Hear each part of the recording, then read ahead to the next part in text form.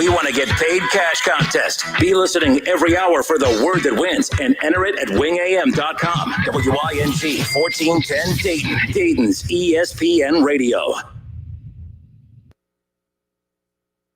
It's the Justin Kinner Show, live here on ESPN Dayton, 1410 Wing AM. Tweet the show at 1410 Kinner or give us a call at 457-9464. We now send you to the Wing Studios in Kettering. Here's your host, Justin Kinner.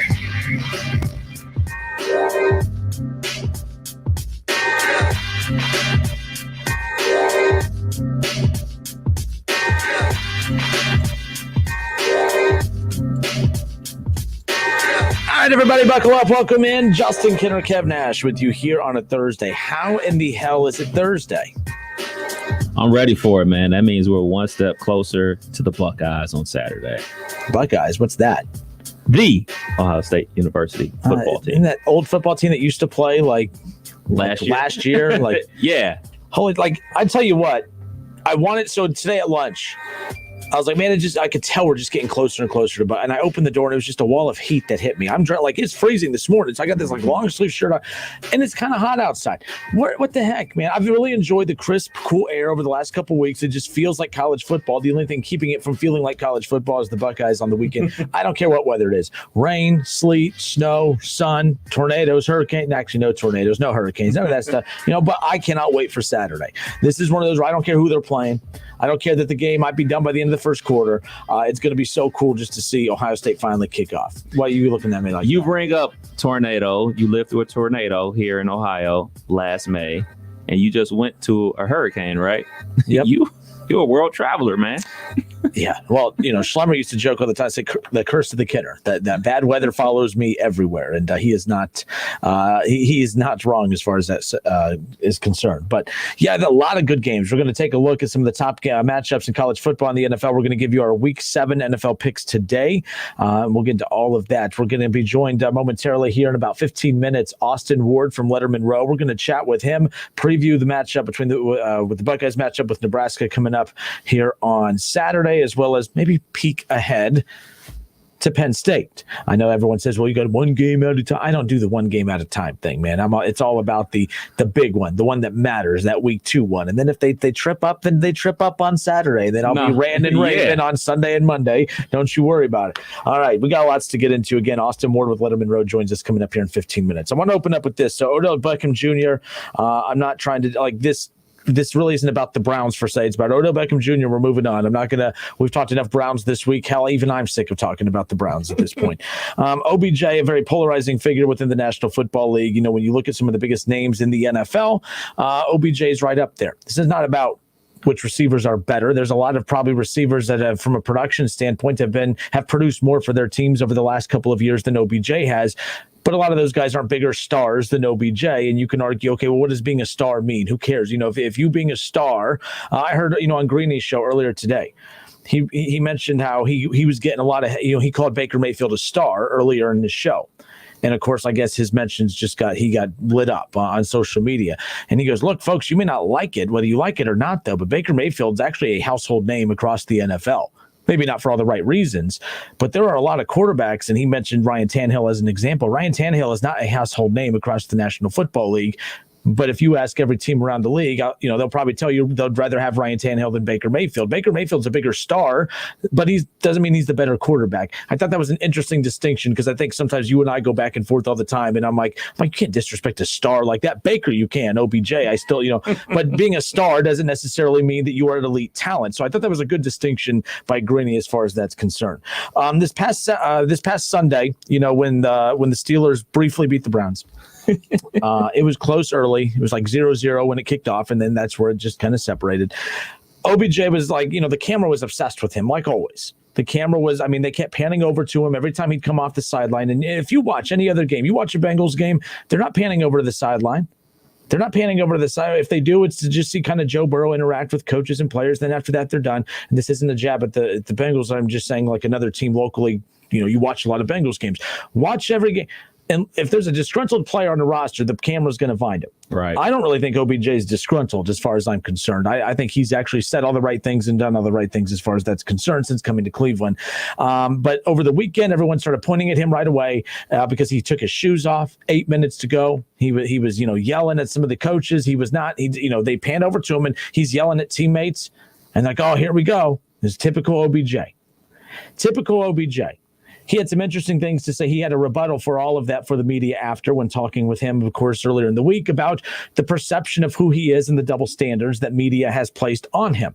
Not just on him, but like on the way he reacts and some of the differential ways that media approaches the way he acts on the sideline versus maybe a Tom Brady acts on a sideline. Here's OBJ regarding his antics during the game this past Sunday, as well as the double standard that he believes exists, where Tom Brady, although he doesn't name him, but we know who he's talking about, Tom Brady gets a pass for acting the same way he does on the sideline. Tom Brady's leadership, OBJ's a cancer in the locker room. Take a listen to OBJ. I got pulled out of the game. The coach said this was the best decision.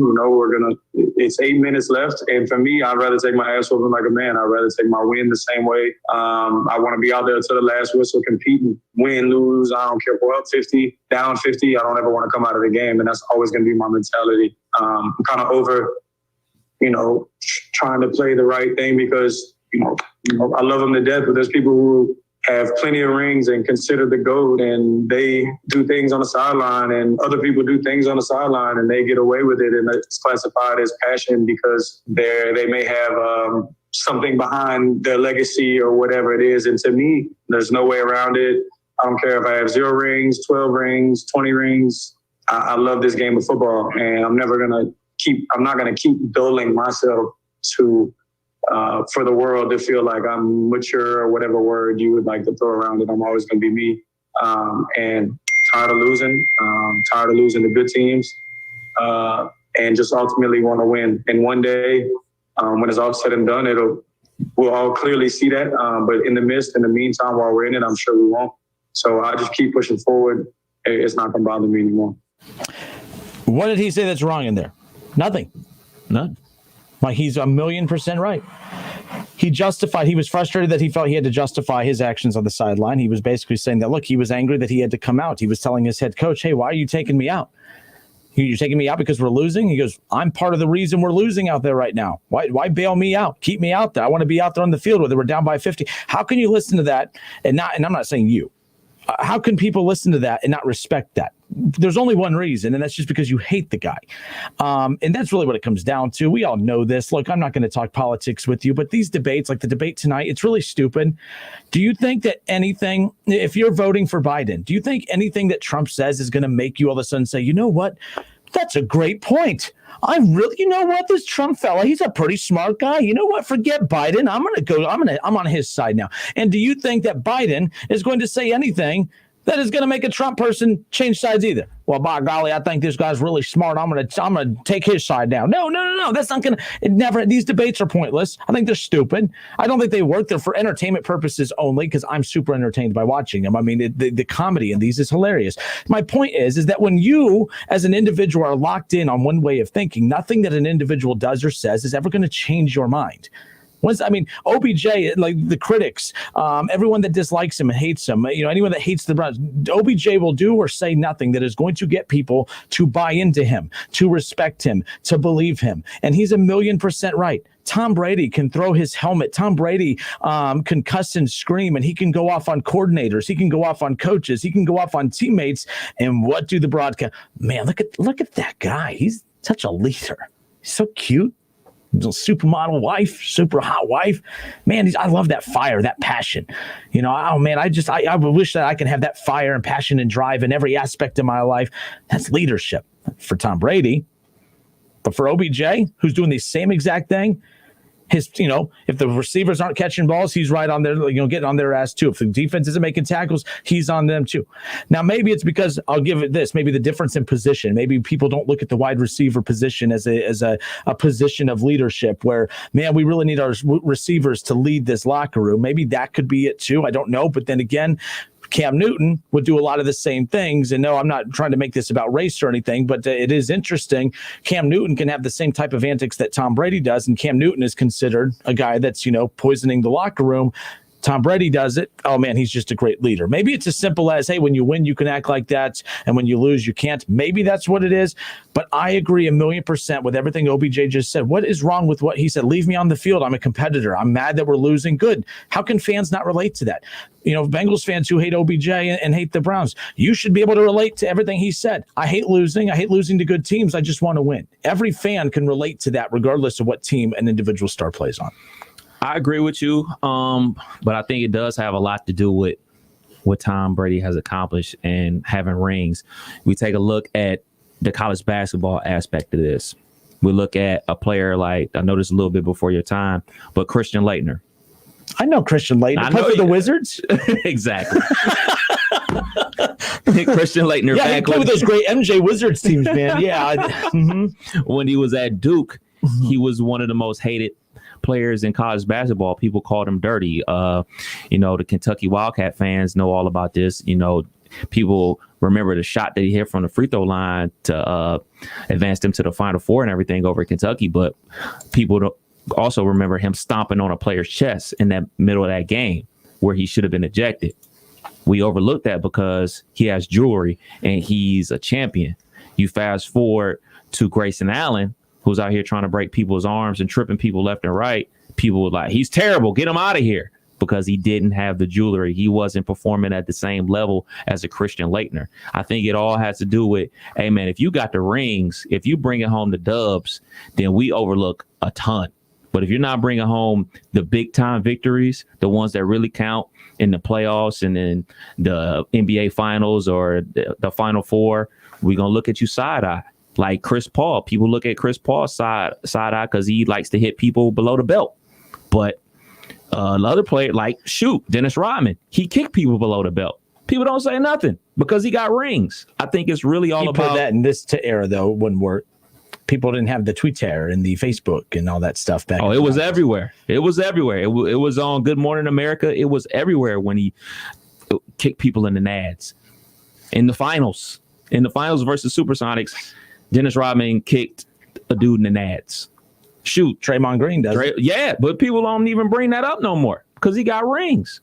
I think it's really all about wins and losses. But Draymond, I don't look at as a superstar. Rodman's a weird one. Personality. That person, yeah. Because play-wise, he was like the ultimate role player. Yes. And I think role player is disrespectful to call him a role. That's what he was. But he brought more to the table than just, I need you to go. He brought an X factor to a team that really was just about flair. It was just about like a persona. It was about toughness. It was beyond just, he's a good rebounder. He brought a personality to a team that desperately needed it, especially with those Bulls teams that couldn't get over the hump of the Pistons, who had him, then you get him, he brings that toughness over, and it's just that it helps the identity of that team. But bottom line is OBJ, I think that, a lot of times, and I remember when, like for baseball, when Yasiel Puig came to Cincinnati, there was a whole bunch of red flags. Oh man, he's gonna be a headache. Look out, he's gonna be horrible. He didn't do one bad thing. You know how I learned that people like to skew the narrative of Yasiel Puig? Yasiel Puig was a fantastic player for the Reds. I mean, his numbers weren't like through the roof or anything, but he brought flair. He brought personality. He brought a toughness to a Reds team that desperately needed it. We never heard a word about Yasiel Puig the entire half a season stretch that he was there until they had that big brawl with the Pirates. And then what do you start hearing the media doing? Oh, look, the Reds are having a brawl, even though Puig had nothing to do with it, but Puig was front and center of it. He ran out of the dugout and was front and center of it. You know what I'm saying? Like, really had everything to do with Dietrich and had nothing to do with Yasiel Puig. But they're putting all the issues that team had, they're blaming it on Yasiel Puig. That's what we do with OBJ. Hell, OBJ, I made the argument about him back in New York. I didn't have a problem. I was consistent about OBJ even when he was a Giant, even before I even knew he was going to be a Cleveland Brown. When he was throwing his tantrum on the sideline, although I think it makes you look kind of goofy, who in the world enjoys losing? I'm surprised more athletes don't have breakdowns like that, because these athletes are super uber competitive. You don't get to the National Football League. You don't get to the NBA. You don't get to the majors. You don't get to where these guys are by not being super competitive. So it drives me nuts when athletes are on teams who do nothing but lose, and yet they're just content. They're happy. Like, I'm not doing this to rip AJ Green, but I said the same thing about him for years. They would be horrible and horrible and horrible. I love it here. But don't you think there's something to say about, not necessarily bottling that up, but there's multiple ways to express yourself. Just like OBJ said, he's not going to allow the media to stop him from being self-expression. I'm all about self-expression. OBJ expresses himself through fashion, through dance, through his way he plays on the football field. I'm all about that. That's cool. But one person's self-expression is totally different. Everything that we know about AJ Green, he's a pretty reserved guy. I remember him catching a 70-yard pass over Ike Taylor in the Pittsburgh Steelers, and he was literally, you would have thought he was Barry Sanders. Like, you just caught a 70-yard touchdown and you jog off the field doing a high five. If OBJ would have did that, if Antonio Brown would have did, if Juju Smith-Schuster would have did that, oh my goodness, it would have been popcorn, fireworks, Sharpie and everything. Everybody expresses themselves differently. All right, we'll get back into this coming up later on. We will talk a little more NFL too. The AFC North is about to get a lot more interesting. A wide receiver is available. In the Ravens, they worked him out. It's not the receiver you think, though. It's not who you think it is. Oof. We'll discuss that coming up around the corner. Let's talk some Buckeyes. Austin Ward with Lettermen Row. I don't hear it. Austin Ward with Lettermen Row. He joins us next. We'll talk about Ohio State, Nebraska kicking off the 2020 Big Ten season coming up on Saturday. Austin Ward, Lettermen Row joins us next. It's the Justin Kinner Show with Kev Nash on 1410 ESPN Radio. ESPN 1410 Wing AM weather. This afternoon will be clear and sunny with a high near 80. Tonight's also going to be clear with a low around 60. And tomorrow is going to be mostly cloudy with a high near 80 with a chance of showers and thunderstorms. I'm Pete Spivak for 1410 ESPN Radio. Weather is brought to you by Cullet Propane. 98% of their customers recommend Cullet. If you wouldn't recommend your current supplier, check them out at culletpropane.com.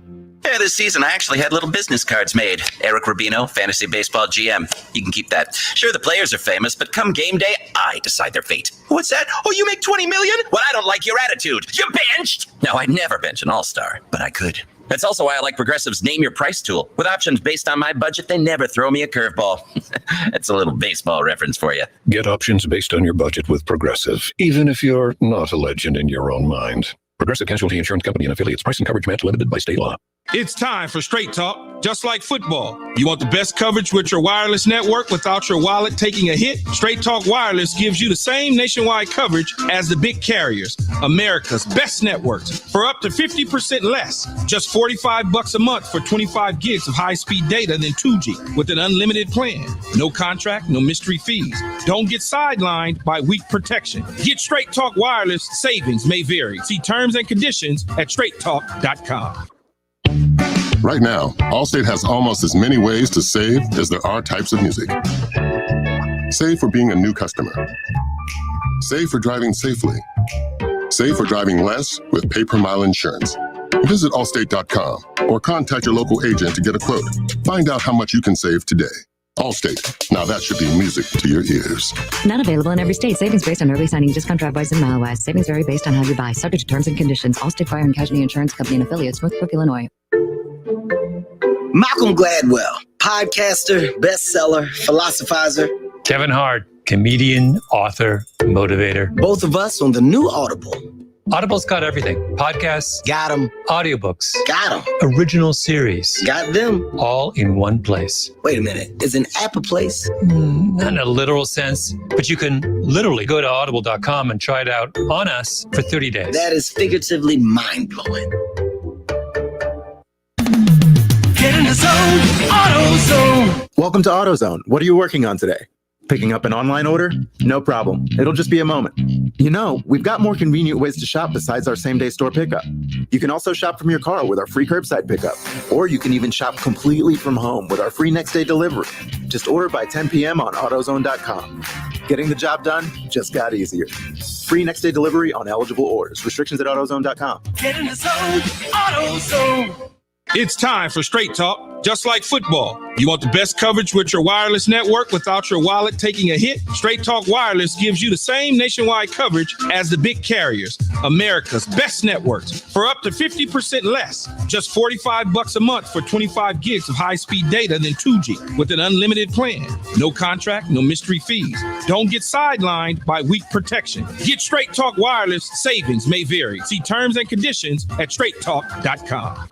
Welcome to Pipestone Golf Club with a 4-star rating from Golf Digest and recognized as the best course to play. Pipestone is a favorite in the Miami Valley. The Arthur Hills design masterpiece is carved into the sweeping foothills and ancient oaks of southwestern Ohio. The course provides a quality challenge to golfers of all levels, and everyone is welcome. Be sure to call for a tee time, then bring your friends and play America's greatest game on a golf course that truly sets itself apart. Pipestone, a great golf experience.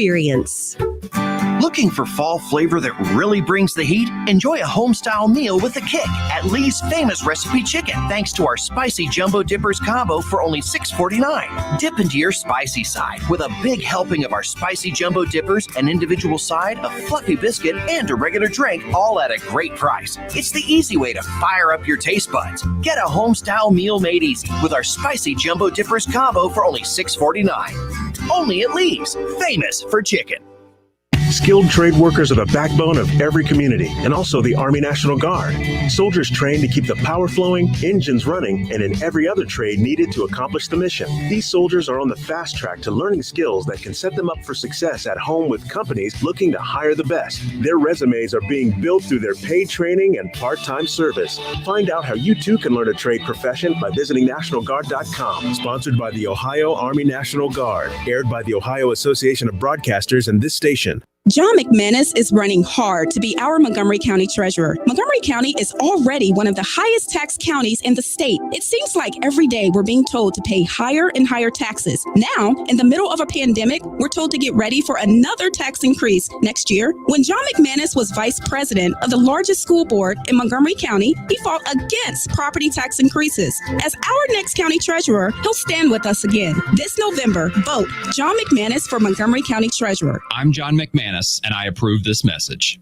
At Sport Clips Haircuts, we are on a mission to help veterans with their education through the VFW Sport Clips Help a Hero Scholarship Program. Through generous donations from people like you, we've raised $8 million and awarded 1,750 scholarships to deserving veterans across the country. And on Veterans Day, November 11th, Sport Clips will donate an additional $1 for every haircut we give. Help us continue this honorable mission. Visit Sport Clips today and help a hero. At Shell, we know from the time you get up to the time you wrap up, good night, there's a lot of meetups, eat-ups, and hurry-ups. So come to Shell and get 3 things done at once. Fill up with Shell V-Power Nitro Plus to help keep your engine running like new. Save up with the Fuel Rewards program and never pay full price for gas again. And snack up with in-store rewards to save even more at the pump. Make the most of the stop you need to make with Shell and engines that continuously use Shell V-Power Nitro Plus premium gasoline. See full terms and conditions at fuelrewards.com. Pros, make Lowe's your first stop for flooring. See the latest in tile, vinyl, laminate, and hardwood. They have the quantities you expect and at bulk pricing. Shop in-store or online at lowesforpros.com. College football playoffs, Browns, Bengals, Buckeyes, and more. Catch the Keith Byers Show Mondays at noon on 1410 ESPN Radio.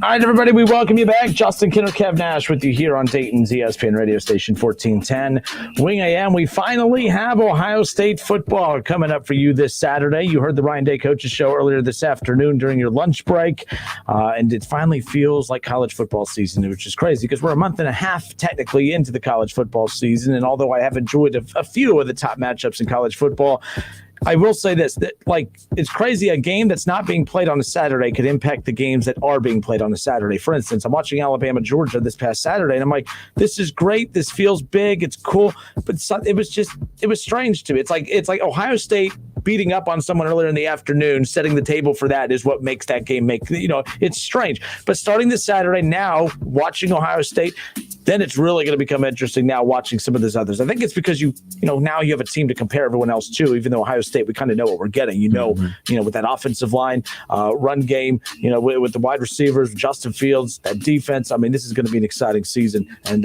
there's really, really a time where we don't say that, though. I can't remember the last time I said, well, this season is going to suck. It's football factory, man. All right. Well, let's get into some Ohio State football talk. We got Austin Ward with Lettermen Road joining us. Austin, welcome in, sir. How are you? Hey, man. How are you? Good. I appreciate your time. So let's rewind all the way back to the Fiesta Bowl. The clock hit 0. Clemson beats Ohio State. Did you really think that you were going to have to wait all the way to pretty much the end of October before you got to watch your next Buckeye game? No, I certainly did not. And even March 13th or 15th or whatever it was, everything seemed normal. And we were going to go through a normal spring camp, and then the world stopped, as we all know. And one of the first things to go here was the spring game, and that's when you realized that, I don't know that anybody even thought then that there'd be significant delays, but you did know that the chance of football not being played was real at that point, when those steps were being taken and people weren't even allowed to practice. So I think it's, we went through some interesting spells there in August and September where it looked like it wasn't going to happen. And now they found a way. And I think that, as you said off the top there, Justin, thank goodness they did, that we can all enjoy a little bit of normalcy, even if it's going to be very different than other years. And you talk about how it's going to be different. On Saturday, noon kickoff, Nebraska, little to no fans. I think it's like limited capacity with like a family of players, correct? What set the scene? What's it going to look like when fans tune into the game on Saturday? What is this game going to look like and sound like? No band either. Yeah, no band, no cheerleaders, no Brutus. It's around 1,000 family and friends, primarily family, I guess, of players and coaching staff for both sides. I don't know. I think the exact breakdown somewhere around 600 for Ohio State, 400 for visitors. And then, the press box will be a pretty much ghost town. I know that doesn't show up on TV, but that's just a reminder that, someone like me or you, we're not exempt from this situation. There's only going to be 40 members of the media in attendance, and all of the press conferences will be on Zoom, and the sound will be obviously completely different. They had to put in rules for what kind of ambient sound and celebratory sound you can blast over the speakers. And having been in the Horseshoe a couple of weeks ago for a practice where Ohio State was testing that out, it echoes because of the way the acoustics in that stadium, and it's a wild, weird scene. And I think it's going to take some getting used to for everybody. And I know that I think it stings, fans in the Big Ten to watch some of these other games elsewhere where there's, 20, 30,000 fans in the stadium. And Gene Smith thought that Ohio State was prepared, to get that many in the Horseshoe. But, the Big Ten is trying to level the playing field, and not every state is allowing fans to attend right now. So that's the situation we're going to be in. And that's, it's going to be strange on Saturday at noon. Now, is there, and I don't know if you touched on it, I think you mentioned this, I'm not sure, I can't remember now, but is there something in the works of potentially seeing fans throughout the season? Is that being discussed behind closed doors right now? Is there something being worked out? The last I read on that was that, of course, Kevin Warren, commissioner of the Big Ten, it needed to be, a unanimous decision across the board. Every stadium needed to look the same, which is obviously difficult when you have a pandemic that's impacting the country differently in states across the country.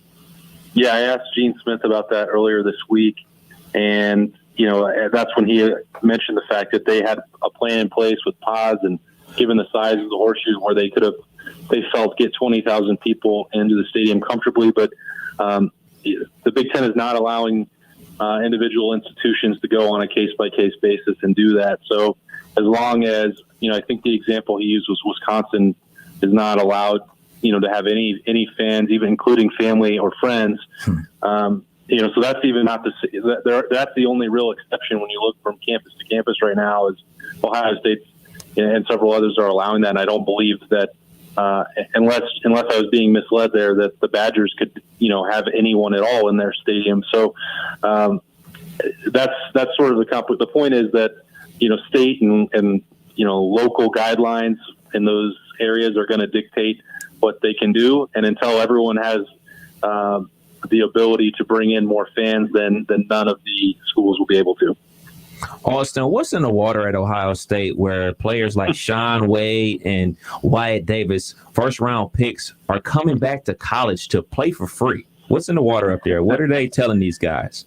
Well, it's I know it's a cliche, and every school likes to, talk about this, but clearly, the culture is different in Ohio State, and what makes it different? Well, you can see how much it meant to Shaun Wade and Wyatt Davis when they could have been, starting to collect some checks from agents and preparing for the draft instead of going through, today would be practice 41 for Ohio State without having played a game, since August, and with a little break in there, obviously. They could have missed all of that and the grind and dealing with daily testing and everything else, but a chance to compete at a high level, to get developed into a top draft pick, compete for championships, and knowing sort of what that means for your short-term career and your long-term legacy at a program where, that can change your life forever. To be a national champion, you could just ask, somebody like Cardale Jones what that's meant for him, no matter what happened after he was done playing in Columbus in that 14th season. It changes people's lives, and I don't think that when you're talking about Wade or Wyatt Davis or Josh Myers coming back last year, Justin Fields not even considering an opt-out, I could go through the list, but those guys wanted to wait and maximize and make sure they get every opportunity where they could play this year before moving on. And, the Wade and Davis cases certainly got more interesting because it seemed to be trending away from giving them an opportunity to play in the college football playoff, which is something that means so much to them. And they want to be around that brotherhood. And, I've been places where you hear that and you kind of laugh and roll your eyes. But, when you're around here, you can see it up close because there's a lot of visual evidence about just how much it means to them. Now, obviously, Shaun Wade has one cornerback spot locked down. We've heard the names, Sevyn Banks, Cam Brown, Tariq Johnson. We know the names, but who has the game to have that other cornerback spot locked down? Yeah, I think this will be a situation like Kerry Combs used to, roll through those three guys. I think you'll see a lot of Sevyn Banks and Cameron Brown. And I would bet that the snap count between those three guys, including Shaun Wade, will be pretty even, just the way that it once was, with guys like Garyon Conley and Marshawn Lattimore and Denzel Ward. Banks and Cameron Brown have only had a couple limited chances to really show what they can do. Cameron Brown maybe more than Sevyn Banks last year, but those two guys are about to become fixtures on draft boards. They have all the athleticism, body type, technique, and then solid coaching that those guys that have come before have had. And I don't think that there will be any second guessing at all for Kerry Combs to put them on the field and rotate through on those outside spots. And then Marcus Williamson, looks like a guy that's is 4-star, just kind of waiting his time in the program, hadn't really connected for him, and then he's going to be out on the spot as sort of a fourth man out there. He could slide outside, but he's going to be in that slot, I think, primarily. So this this cornerback situation, it's insane to think about the run they've had with the draft picks, and it's locked up still now for 3 or 4 more years to go into the foreseeable future. Like it's truly remarkable, the level they've recruited and the way that they've developed that talent once it's arrived. Austin Moore, Lettermen Row with us here on Dayton's ESPN radio station, 1410 Wing AM. It's the Justin Kinner Show with Kev Nash. Austin, Justin Fields is a player that obviously, one of the top names in college football, not just Buckeye fans looking forward to seeing him. The world of college football can't wait to lay eyes on him as well coming up on Saturday. This has been an interesting offseason for him. He is stuck by Ohio State's side the entire time, and just that leadership right there is one reason why you could just tell this locker room is just, wrapped around him. What kind of year do you expect him to have outside of just saying a good one? What differences do you see in his game this year that we should expect to see that he's built on from what he did last year?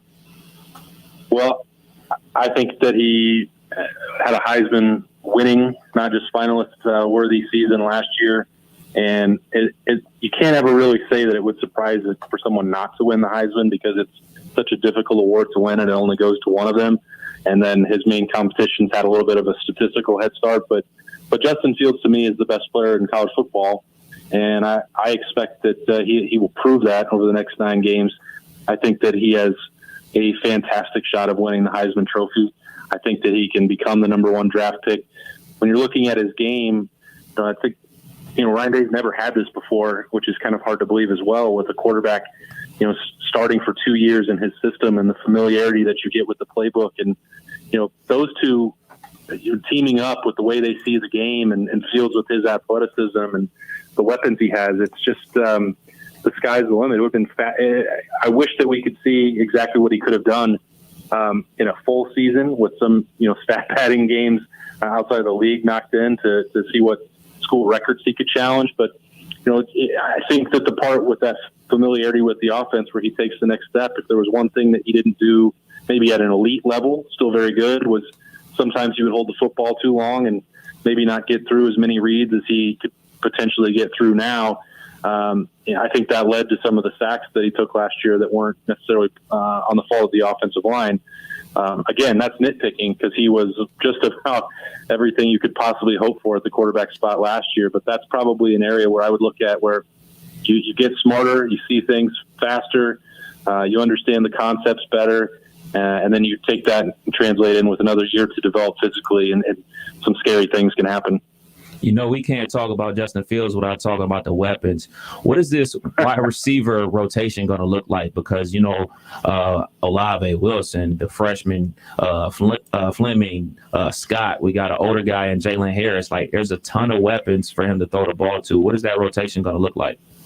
Yeah, pretty similar. I think Ohio State and Brian Hartline have gotten really, really pleased with the way that 6-man group will work out. Ohio State's hoping that Cameron Babb can stay healthy. He just hasn't been able to do that, even dating back to high school with the knee injuries. But when he's been able to do his thing, people that have seen him play just rave about the athleticism and his knowledge of the game. So we'll see if he can crack into that mix. Jackson Smith and Jigba, I think, is the one to really watch for those freshmen. All of them are going to play. And then Julian Fleming, we know just about the off-the-charts athleticism, the number 1 wide receiver recruit in the country. But look at what Jackson Smith and Jigba did, and I think you'll see him and Garrett Wilson both playing out of the slot, which is going to create so many problems for defensive coordinators. I don't know what you're going to do there, because you're going to leave Jamison Williams and Chris Olave in coverage out there on the outside, and then a safety or a nickel. God forbid a defense gets stuck with a linebacker trying to defend Garrett Wilson or Jackson Smith and Jigba, because that will not end well for them. It's the way that Ryan Day and Kevin Wilson and Brian Hartline have amassed this talent and the creativity that they have with offensive game plans and creating mismatches, and then pairing that with Justin Fields. It's like it's a Death Star passing attack, man. It's going to be really fun to watch. Austin, last thing, and we'll let you go, but I'm curious your thoughts on this. Obviously, Master Teague had the season started on time. We don't know what his role would have been early on in the season. If there's a silver lining to the season being pushed back, is that you're going to have him ready to go. I am curious your thoughts on, if Master Teague never got injured, would Ohio State have pushed as hard as they did to get Trey Sermon? And with that being said, is the silver lining that, hey, they were expecting to only have Trey Sermon be the featured back with Master Teague out, and now they have both of these guys healthy? I don't think that this staff anticipated both of these guys being healthy and ready to go when the season started. That is the case now. What was already a potent offense now has 2 dominant backs. I mean, this could be really interesting too as far as the run game is concerned. Yeah, it's that position has been entertaining to watch, I guess, over the last 10 months. There's been a lot going on there. The potential for Trey Sermon to leave Oklahoma and come to Ohio State, that was a possibility and being talked about or whispered about before Master Teague was injured. I think that would have happened no matter what, but it did, to your point, you raised there, that enhanced the urgency. And I think that made Ohio State even more appealing than it already was to Trey Sermon when he was looking for that next spot. I think, look, Master Teague, with or without the injury, he's a man who had a lot to prove. Those last 4 games for him, and especially in the second half against Clemson when he had to go up there, I think it was 9 yards on 7 carries. And over the last 4 games when you expanded it, I think it was around 51 yards on 17 carries or so, something in that ballpark. He was not the same guy against the elite competition that he was earlier in the year. And that's fair. That doesn't mean that he had to be. It was just his second year in the program, and everybody develops at their own pace. But I think that was a wake-up call maybe for Master Teague about what it was going to take to get that next level and to do the things that J.K. Dobbins or Ezekiel Elliott or Carlos Hyde or whoever else had done for this Ohio State offense. He wasn't ready for that role yet. So, again, getting 6 or 7 extra weeks when you're coming off an Achilles tear is a big deal. I'm in the camp where it's wait and see, because that is such a difficult injury to have, especially at the position he plays. Can he go out there and make the cuts? Does he have the confidence? Is the speed there? Tough Borland 2 years ago had this same injury, and he rushed back, and you could tell he was never fully back to the level that he wanted to be. So we'll see. He's a guy that I think just has a lot to prove in a lot of different ways. Austin, answer this quick on your way out. If we saw Florida LSU have to push a game back, they have weeks to do that. If this happens to Ohio State, whether it's an outbreak on their roster or not, how's the Big Ten going to handle that? Well, they need the college football playoff to help them out, because they didn't leave themselves any wiggle room.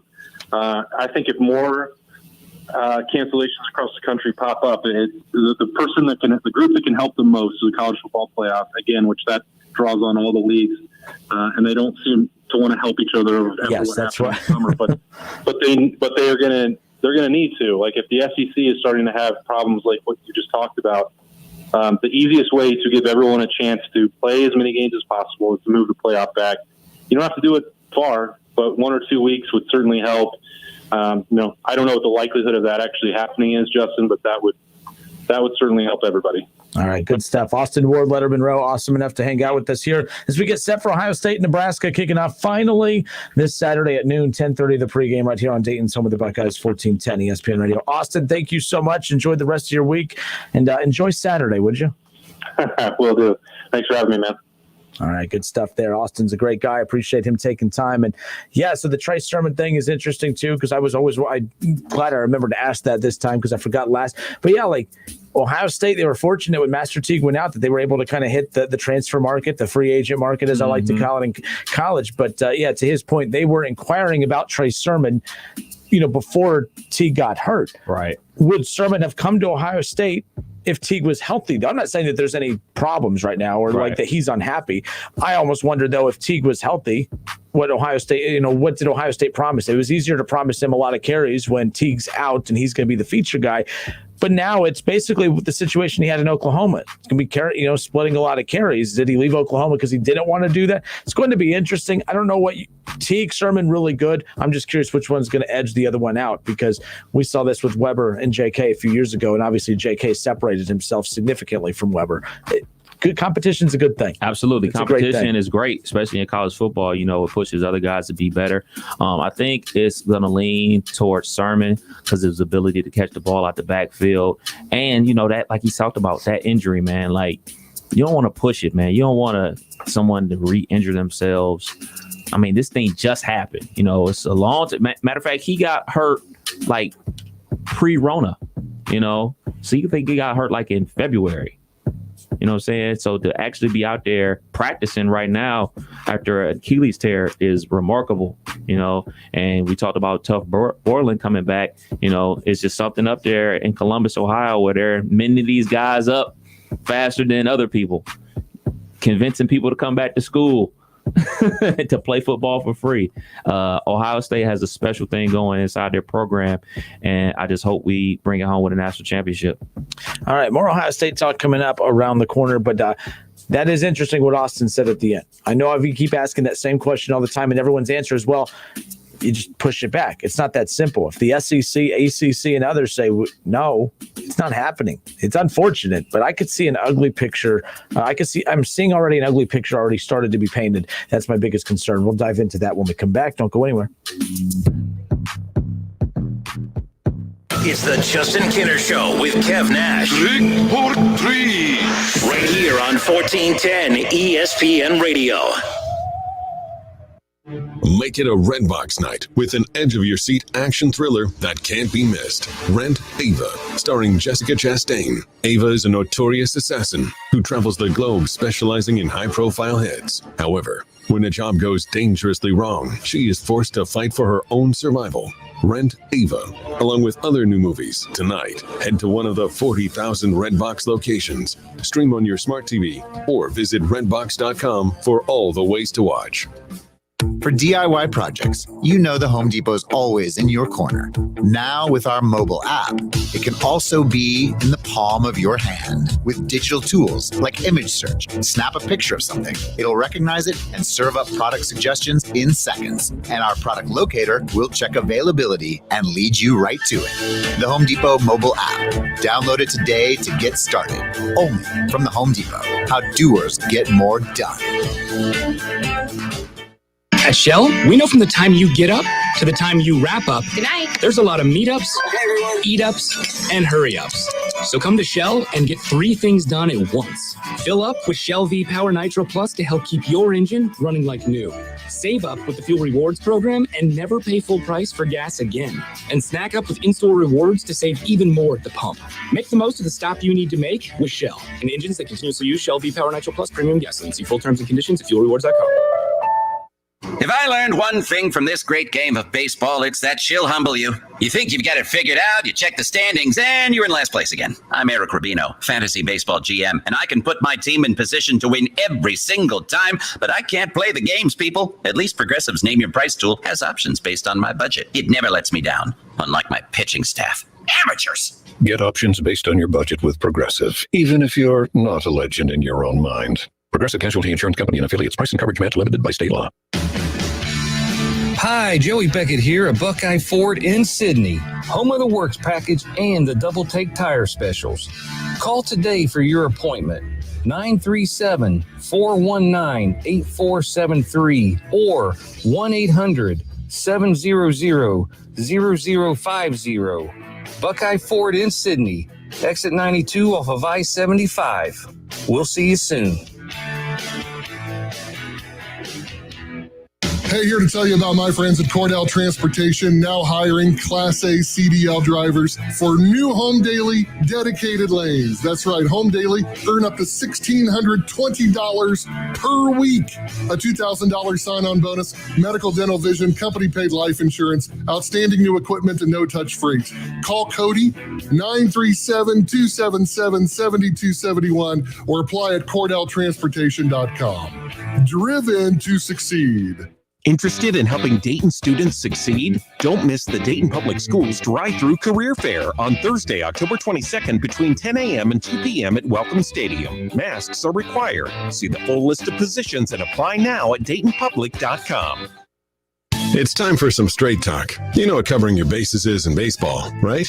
Making sure you have no holes in your defense. Well, that's the kind of coverage you get with Straight Talk Wireless. And you'll pay up to 50% less than big carriers and still use their same networks. Just $45 a month gets you the unlimited plan with 25 gigs of high-speed data and 2G. No contract, no mystery fees. Fully covering your bases for 50% less. Straight Talk Wireless, only at Walmart. Savings may vary. See terms and conditions at straighttalk.com.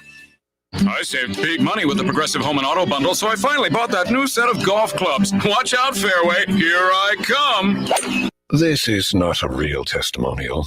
Sure, customers can save big with Progressive, but your other expenses won't just disappear. Are those clubs going to help you when the hot water heater dies? Also, it sounds like your money is better spent on golf lessons.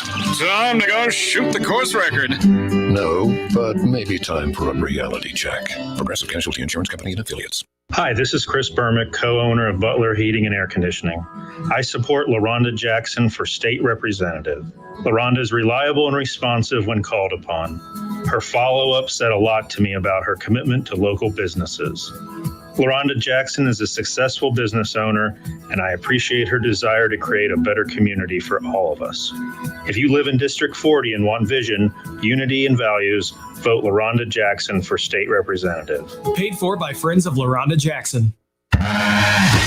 My name is Cade Courtley, and this is my new show, Can You Survive This Podcast? I'll be drawing on my years as a former Navy SEAL platoon commander, sniper, and CIA contractor. The show is designed to teach you techniques that will increase your chances of survival if you happen to find yourself or your family in any life-threatening disaster scenario imaginable. Subscribe and listen for free on Spotify. Can You Survive This Podcast?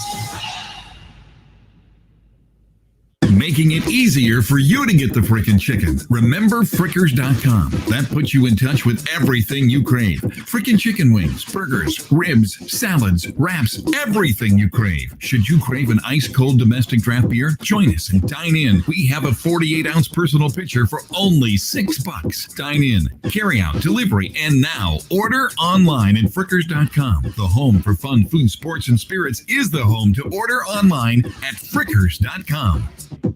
The all-new Audible now gives you thousands of select audiobooks, podcasts, originals, and more, all included with membership. Try it for free for 30 days. Visit audible.com. Buckeye fans, it's finally game week. Join us this Saturday on 1410 ESPN Radio as the Ohio State Buckeyes welcome in Nebraska. Pregame starts at 10:30 with kickoff at noon. Every big hit, every touchdown, every Buckeye victory. Don't miss a second of the action all season long on Dayton's home of the Ohio State Buckeyes. 1410 ESPN Radio. On Twitter, make sure to give us a follow. Search 1410 Kinner for Justin Kinner on Twitter. That's 1410 KINNER and ESPN Dayton for the station Twitter handle. It's the Justin Kinner Show with Kev Nash. Back to the famous WING studios. Here's Justin Kinner and Kev Nash. Austin Moore, Lettermen Row. Appreciate him taking time and hanging out with us here today on a Thursday, 2 days away from the Ohio State Buckeyes finally kicking off the 2020 college football season. Ohio State, Nebraska, noon kick, 10:30 the pregame. You can catch all of that right here on 1410 ESPN Radio. Coming up this Sunday, myself and College Football Hall of Famer Keith Byers, we will be live out at Frickers on 741 by the Dayton Mall. We are bringing back the Sunday morning tailgate show. Every Sunday morning at 11:30 a.m., we will start the show. You can listen on 1410 Wing AM, but we'd prefer that you'd come hang out with us at Frickers on 741 by the Dayton Mall, getting you set for the biggest games in the NFL that particular Sunday, as well as recapping the biggest college football matchups from the previous day, and hopefully and always talking about your Buckeyes getting a huge win, which we are excited about coming up on Sunday. So this Sunday, Kev, Keith Byers and I, we get to talk about the Buckeyes whooping Nebraska's ass, and then we get to talk about the Browns about to kick the Bengals' ass. So you could tell Thursday, I'm back up to feeling confident again. Okay. It's easy when you got the Bengals on the schedule to feel confident. Not so much with the Steelers anymore. Now you know what happened last week, right? Well, we were playing the Steelers. Yeah, I'm just saying, we get audio, we get video, and those things get posted on the internet. Yeah, where they live forever. Yeah, and you get made fun of by my mom, my grandma. I get made fun of by my mom and my grandma. It's fine. Okay. I get made fun of by everybody. Okay. So I told you. That's one reason I always poke fun at myself. When I meet new people, I make fun of my height and I make fun of my weight right off the bat, and then it takes the fun out of it for everybody else. I'm like, well, this guy knows he's fat. Okay, he knows he's short. All right, cool. Well, now it's not, 8 Mile style. Yeah. if you just walk into a room and tell everyone, yes, I'm short, I'm fat, ha ha ha. All right, this guy's pretty funny. And then we all move on and we're friends and happily ever after. That's how you do it. Got it. I can't walk into a room and pretend to be tall and pretend to be skinny. Well, there you go. It's worked out for me. All right, so let's go to this. William on Facebook. Again, you can listen, stream, and now watch us live on Facebook. Head to Facebook, search the Justin Kinner Show, watch along. William says, this is the way college football should be. Conference games only, no trash cupcakes, 52-0 snoozers. I agree with you 1,010%. However, sometimes you do, William, get those 52-0 snoozers even in conference. And you can't avoid those, but I think fans can forgive the constant blowouts within conference play because it's within conference play. When you talk about the William and Mary, when you talk about the Citadel, and you talk about those games, I think that's where fans get a little frustrated. You get tired of seeing Ohio State play the MAC and and all that. But it is what it is. As much as we don't like it, for the fans who love going to games, if we were never going to fill the shoe again, you probably won't see any non-conference games, which obviously that's not going to be the case moving forward. But those Miami of Ohio games, those Bowling Green games, those, Buffalo, those are all done so that you can have extra games to go to, so that they can, put 110,000 people in the shoe and make money doing it that way. It's the thing about college football that's different than the NFL. going to a college football game is an experience. Mm-hmm. I don't know if the NFL game is an experience. So, like, I've only been to one, so to sit there and say I definitively know, but like I never hear people say, man, you got to go to a game in Cincinnati. You got to go to a game in Cleveland. You got to go, maybe Jerry's World. Some of these newer stadiums are like, if you paid like the new arenas that are being put up, stadiums that are being put up, I think that the NFL and those leagues and those teams, they're trying to create that atmosphere. That's why every stadium that goes up, they're trying to add their own unique touch to it so that, hey, you got to go to a game in Vegas. You got to go to a game in Dallas. You got to go. So that's changing. But to me, college football is an experience. So fans, like, I'm going to go, if someone says, hey, I got tickets for the Buckeye game this weekend, I promise you this much. Well, for one, fans always know who they're playing, but no one's going to say, oh, who they playing? Mm-hmm. It's always, oh, you got tickets to see Ohio State, I'm going. Right. Like, it's an experience. It doesn't matter who they're playing. To where some, it's like, oh, who are they playing? I'm not going to go to that. I'm not going to go. Like, I got Bearcat tickets for you this weekend. Oh, the number 9 team in the country, who are they playing? Oh, yeah, I'm good. I don't want to go. Right. College, that's just the how college it is. experience is way different. I mean, Camp Randall at night, the whole jump around thing before the fourth quarter. You go to Michigan, the big house. You go to, Touchdown Jesus with Notre Dame. You go down to not Nebraska, but you go to Tennessee. Like, they have boats that pull up to the stadium. Like, every college campus, every college team has their own unique traditions. The NFL game is pretty stocked and standard. You go to the Muni lots, you grab some burgers and some dogs, you get drunk a little bit before you go in the game, you watch your team, you go home. But in college football, the tailgating experience starts at 9 a.m. for an 8 o'clock game. You tailgate all day. I remember going to the Ohio State-Texas game in Austin, Texas. College game day was out there. We started tailgating with all the locals and everything like that. About 10 o'clock in the morning, it was a night game. It was awesome, to see other schools' traditions. I mean, I've been to an Ohio State game probably like over 20, 25 games. You know what I'm saying? It's still great.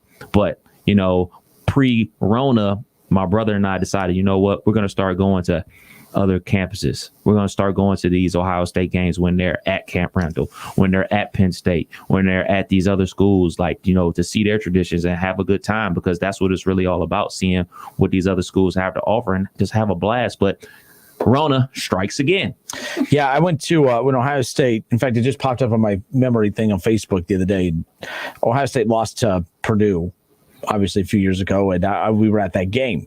And it's Purdue. No one says, oh, man, Purdue atmosphere, you got to go to a Purdue football game.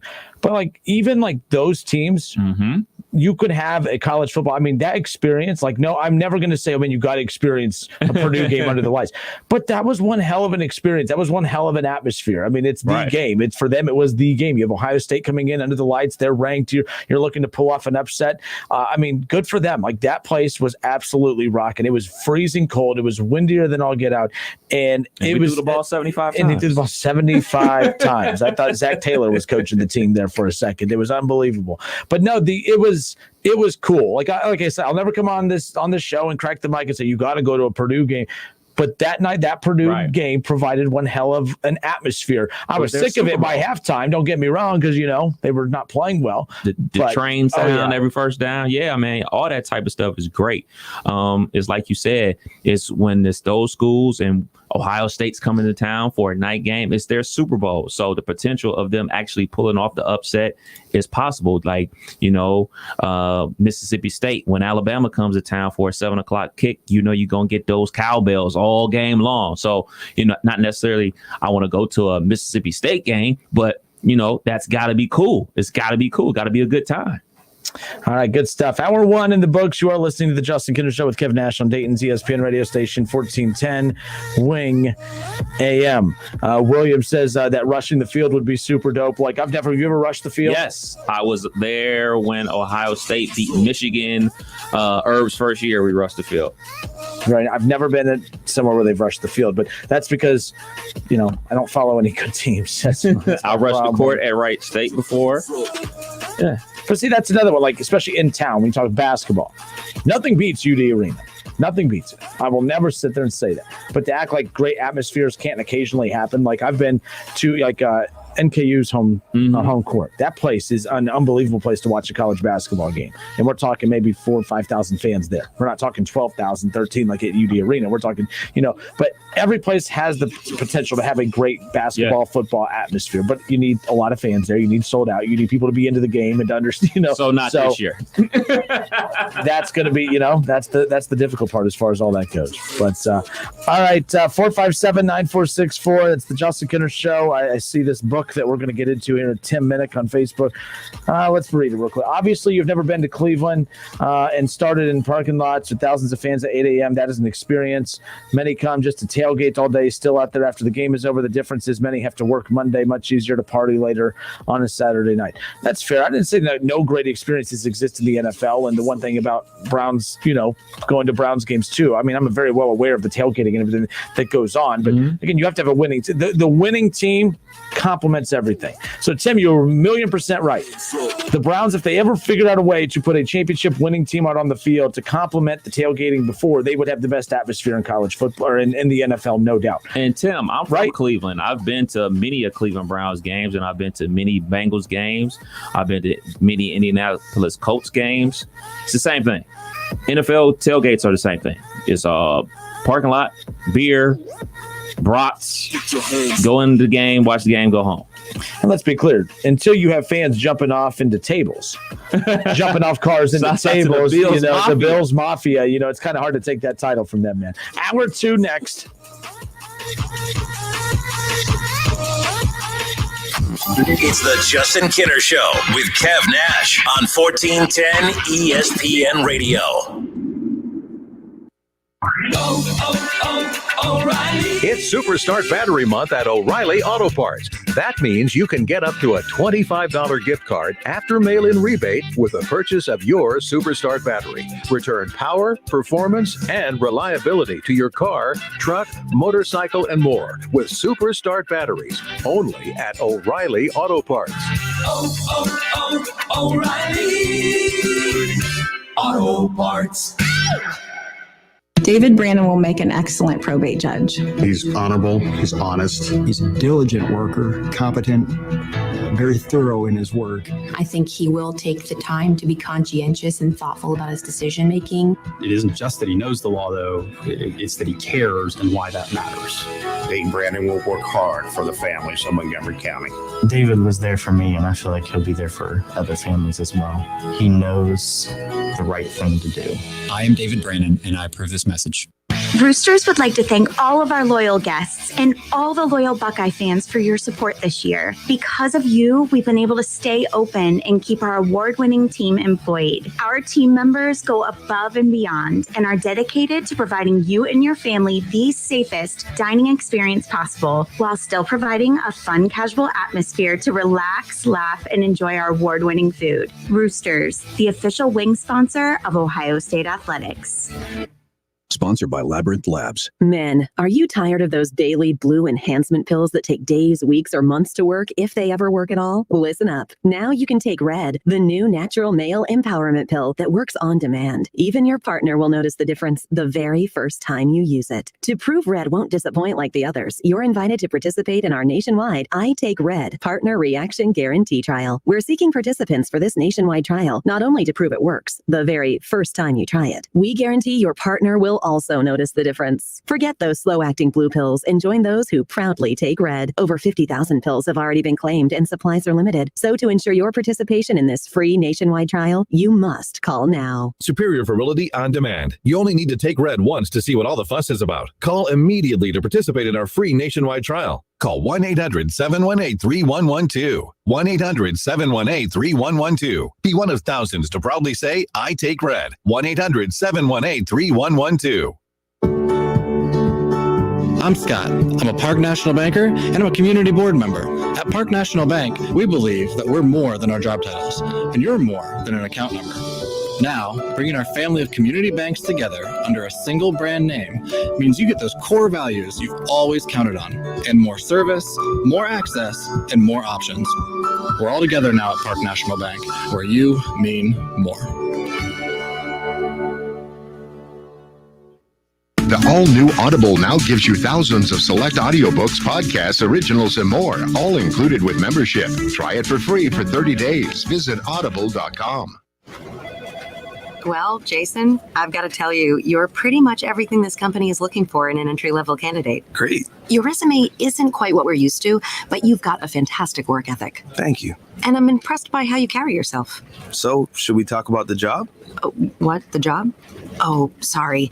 Yeah, I have no way of recruiting or even meeting you. This interview didn't happen. It may sound ridiculous, and it's because it kind of is. There's a huge pool of talent your company is missing out on. Meet the grads of life. Who are they? Talent worth knowing about.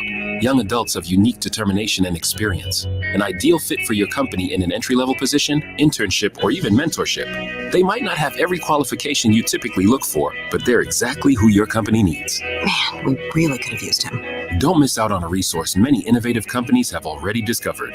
Go to gradsoflife.org to learn how to find, cultivate, and train this great pool of untapped talent. Brought to you by the Ad Council and gradsoflife.org. Take a look under your bed. Find stuff under there? What about jobs? No? Now try your basement. There's a pair of overalls that overall you're not so into anymore.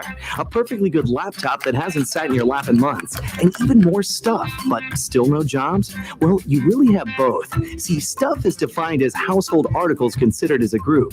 Sometimes this stuff is no longer needed. Wait, no longer needed? That can't be right. Because remember those jobs you were looking for? Those are really needed. And they're the stuff inside your stuff. Even inside that winter coat that moved with you to Phoenix. Our job is to unlock those jobs, and it starts when you donate your stuff to your local Goodwill. Here's how we do it.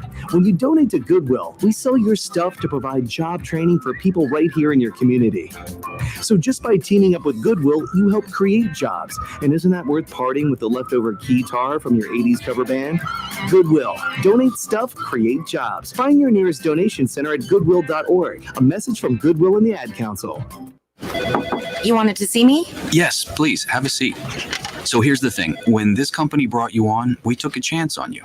You didn't have that 4-year college degree we typically look for. Right. But we gave you a shot anyway. And since then, you've worked incredibly hard and given it your all. Thanks. You've been an important asset to the team, but I don't think you can be an intern here anymore. We want to hire you. You're serious? Absolutely. Find your next great employee. Introduce yourself to the grads of life. Who are they? Talent worth knowing about. Young adults of unique determination and experience. An ideal fit for your company in an entry-level position, internship, or even mentorship. They might not have every qualification you typically look for, but they're exactly who your company needs. I won't let you down. I know. Don't miss out on a resource many innovative companies have already discovered. Go to gradsoflife.org to learn how to find, cultivate, and train this great pool of untapped talent. Brought to you by the Ad Council and gradsoflife.org.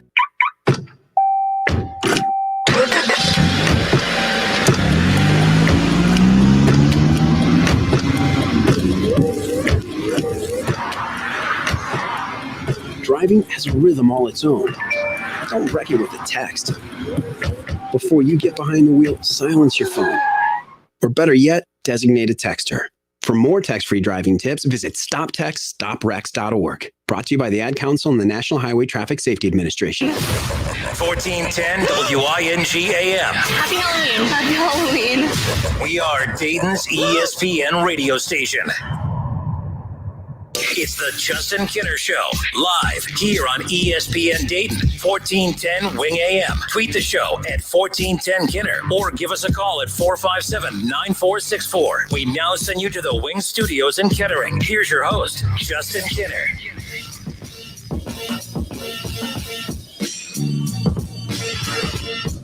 Are we good now? All right. We welcome you back. Justin Kinner, Kev Nash with you here on a Thursday. We'll give you our Week 7 NFL picks coming up around the corner. We just had Austin Ward from Lettermen Row on to preview Ohio State, Nebraska. Of course, talk all things Ohio State. Talked about the receiving core, what the offense is going to look like, the depth at running back. At least, although we see, with J.K. Dobbins dominating the ball last year so much, the run game really being dominated between him and Justin Fields. We really don't know. We've seen spurts of Master Teague, and we really didn't expect to see much of Master Teague in 2020. 2020, but obviously the delayed start gave him time to get healthy. You get Trey Sermon, transfer running back from Oklahoma, and now all of a sudden what was supposed to be his, I guess what you would look at as not his replacement, but a guy to fill in and carry the load while Master Teague is out until you kind of bring him back later in the year. Now you have both of these Bulls ready to go, lined up, healthy, and it's going to be an exciting thing for Ohio State because, and again, Austin Ward said too, look, Ohio State was looking to, they were inquiring about Trey Sermon services even before the injury to Master Teague. However, I don't know if Trey Sermon would have potentially chosen Ohio State had Master Teague been healthy. I'm not saying that I know that for sure, but when you look at Trey Sermon's role at Oklahoma, it was very similar to what we're kind of anticipating here at Ohio State, where it was a split carry situation.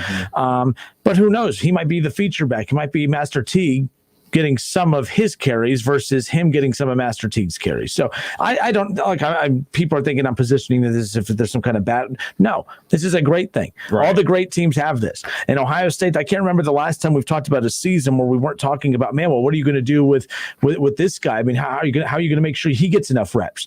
We talk about it with quarterback all the time. I mean, right now, quarterback, and one thing I didn't even get to with Austin Moore that I meant to get to, Kev, is something happens to Justin Fields. How confident are we in this team and how they rebound, how they respond? So that's, I guess, kind of where I'm at with that. That's the next thing I'm really, curious about. I don't mean Justin Fields getting hurt, which, yes, Justin Fields getting hurt could be a big deal. Right. Justin Fields test positive, out for 3 weeks.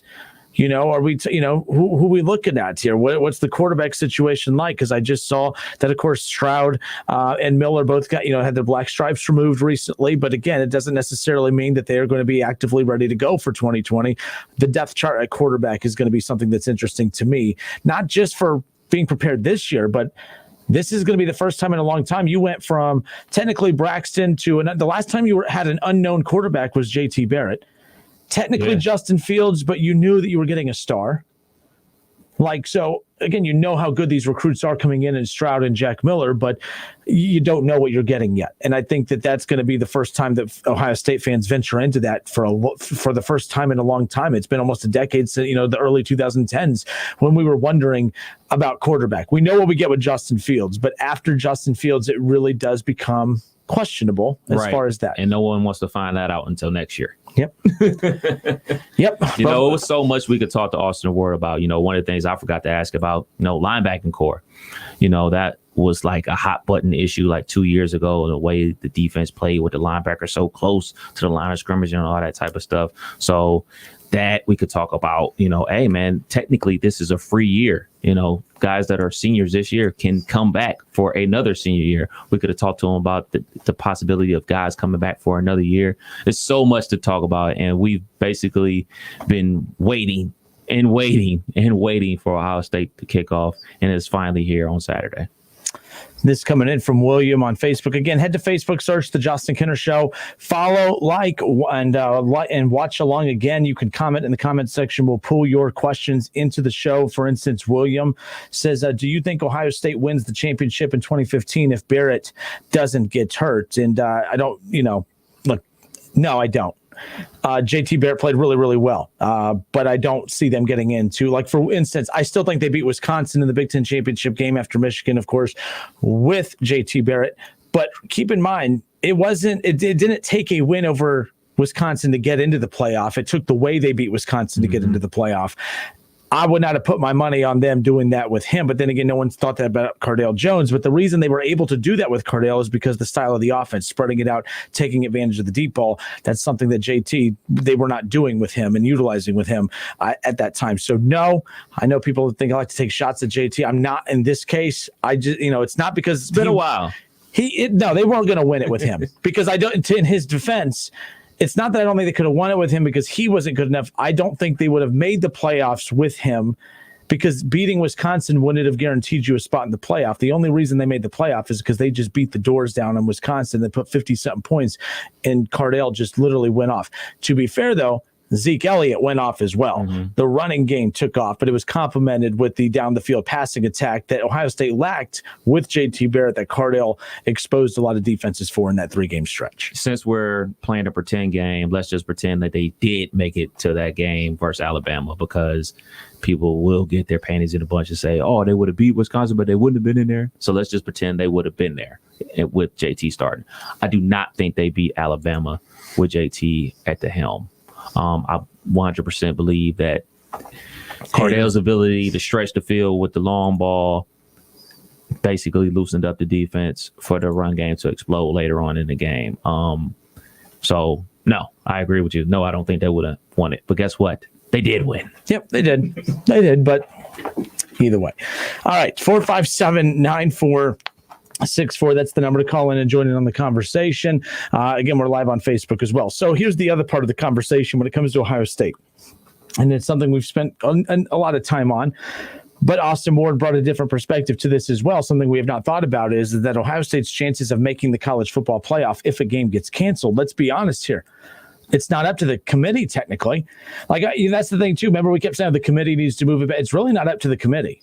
Mm-hmm. The committee truly believes, and I know this is hard for Buckeye fans to hear, but there have been a lot of playoffs that have gone off without a hitch without Ohio State in the playoff. They're not looking at this and saying, oh, man, we desperately need Ohio State in the playoff. I know people like to say that, and I agree. You should always want Ohio State in the playoff. They bring you ratings. Obviously, they're capable of winning a national championship. But I do think that the egos of fans and a lot of fan bases, like Clemson fans will tell you the same thing, and I would say the same thing about them. Let's say that the ACC was in the Big Ten situation, Kevin, and let's say that, they only played 7 games. I would say, hey, I know it's Clemson. I know they have Trevor Lawrence. I know that they, have been number one all year. But if you only play 7 games, you can't get into the college football playoff. I would be saying the same thing about them, not just because it's Ohio State. I'm just being clear that situation could potentially present itself. Florida and LSU were able to postpone their game. Ohio State will not have that luxury as far as I'm concerned. You heard Austin Ward say it, Kev. It's really going to take other conferences speaking up and saying, okay, we want everyone to be, eligible for this. Let's move it back. If Ohio State stubs their toe along the way, and I don't mean losing, I mean they run into COVID, whether it's them or an opponent, and they can't get a game in that weekend. The unfortunate thing is that it's going to be up to the SEC to get the Big Ten and Ohio State into the college football playoff. I highly doubt that happens. And it's not Ohio State's fault or anyone's fault, but it is unfortunate that it would potentially come down to that, because as we've seen during a pandemic, there was no better time or excuse for all of these conferences to come together and work together, and they all worked against one another. And we've seen what kind of mess we have on our hands. Ohio State's kicking off a month and a half after everybody else. Yeah, they didn't work together in the offseason, and there's no reason to expect them to work together once the college football playoff get close. But what I will say about that is other teams and other conferences are experiencing outbreaks too. So if every conference is experiencing outbreaks, then that's I don't want to say best case scenario, but that's the scenario where I see the college football pushing it back. If there's basically only one team in the top 4 that's ready to go and healthy, and everybody else is experiencing COVID outbreaks, I do see them pushing it back. One team, maybe, but if there's Bama and Ohio State experiencing breakouts, they're going to push it back. They're going to put it on pause.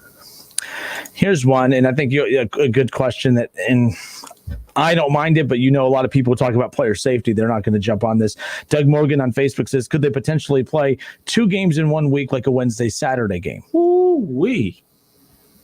We just saw, again, NFL, not college. We just saw a Titans team win 2 games in 4 days, or 2 games that they played on a Tuesday and so 2 games in 5 days. Your team. The Tennessee Kinners, the COVID Kinners, right? So we've seen in the NFL a team play 2 games in 5 days, and they won both games, and they didn't look tired at all, right? Doug, I would like to say yes if they were desperate, and who knows, the Big Ten could be desperate. Ohio State could be like, oh, absolutely, because Ohio State could just say, we'll play all our backups, and they'll probably still beat most of the teams in the Big Ten.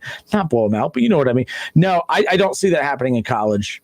I don't see that. Doug, it's not a bad question. I think they would ponder it, but I don't think that they can literally get away with it from a perception standpoint. I don't see how that would happen. And another thing about college football is, the TV contracts and the way things are set up, they use all that extra inventory and extra time to build these games up, to build the hype up around these games, to get the most eyeballs on the television screen. I don't think you necessarily can maximize viewership if you play a game on Monday and then turn around and play another game on Saturday. I just don't think it'll work out that way. 457-9464. It's the Justin Kinner Show with Kev Nash. All right, good stuff. We'll get back into some college football talk later on. Actually, I do want to stay in the college football world a little bit. But I want to talk a little bit about Trevor Lawrence. A former Atlanta Falcon had a very interesting comment about what Trevor Lawrence should decide to do next year. In fact, Bengals fans, this is going to be a very familiar conversation that you had to hear a lot about when it came to Joe Burrow and becoming the number one pick in the NFL draft. Should Trevor Lawrence just return another year? That's one thing Joe Burrow did not have the choice of doing. Keep in mind, Trevor Lawrence does have this decision. Should Trevor Lawrence return to college for another year if the Jets have the number one pick? I don't see that happening, but a lot of NFL guys are voicing their displeasure with how much of a joke the Jets looked this year. And you're seeing how bad teams can ruin good quarterbacks coming out of college's career. It's not that crazy to think that Trevor Lawrence should consider it. We'll discuss when we come back. Don't go anywhere. Oh, look, it's the Justin Kinner Show with Kev Nash. We've been expecting you. Right here on 1410 ESPN Radio. ESPN 1410 Wing AM weather. This afternoon will be clear and sunny with a high near 80. Tonight's also going to be clear with a low around 60. And tomorrow is going to be mostly cloudy with a high near 80 with a chance of showers and thunderstorms. I'm Pete Spivak for 1410 ESPN Radio. Whether you're at home, at work, or in your car, tune in to ESPN 1410 Wing AM or stream us live at wingam.com. Weather brought to you by Cullet Seal Coating, protecting the asphalt surfaces around your home, office, or commercial property. Crack filling, asphalt sealing, and parking lot striping. Find us at culletsealcoating.com. 911, what's your emergency? This car, an SUV, it was going across, it went around the barrier and the train. Oh God. Ma'am, did a train hit an SUV? Is that what happened? Yes, the train is still going. The train is going and the car. I can't believe it. You can't judge the speed of an approaching train. That's why the signals are there. Stop. Trains can't. Paid for by NHTSA. Try Vicks VapoCool Drops in Honey Lemon Chill for a fast-acting relief of Honey Lemon. Not to mention a soothing chill. So remember, Vicks VapoCool Drops are Honey Lemon and Honey Lemon. Honey Lemon. Yeah, Honey Lemon Chill.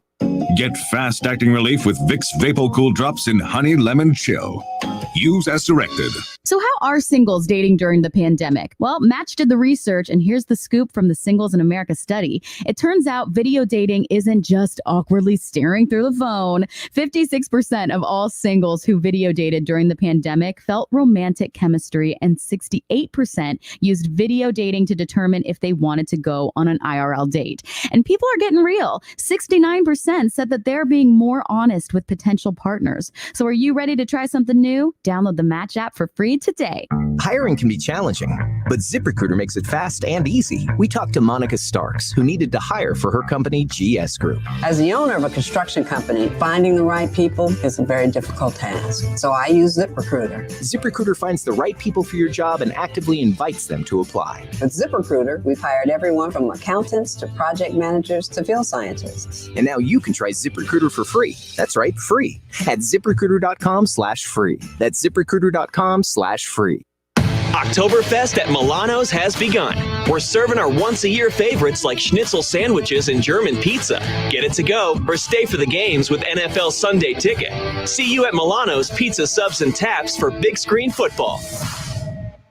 Hey, it's Justin Kinner from The Justin Kinner Show, and I wanted to take some time to tell you about my great experiences with CertaPro Painters. That's right, my experiences, as in more than one.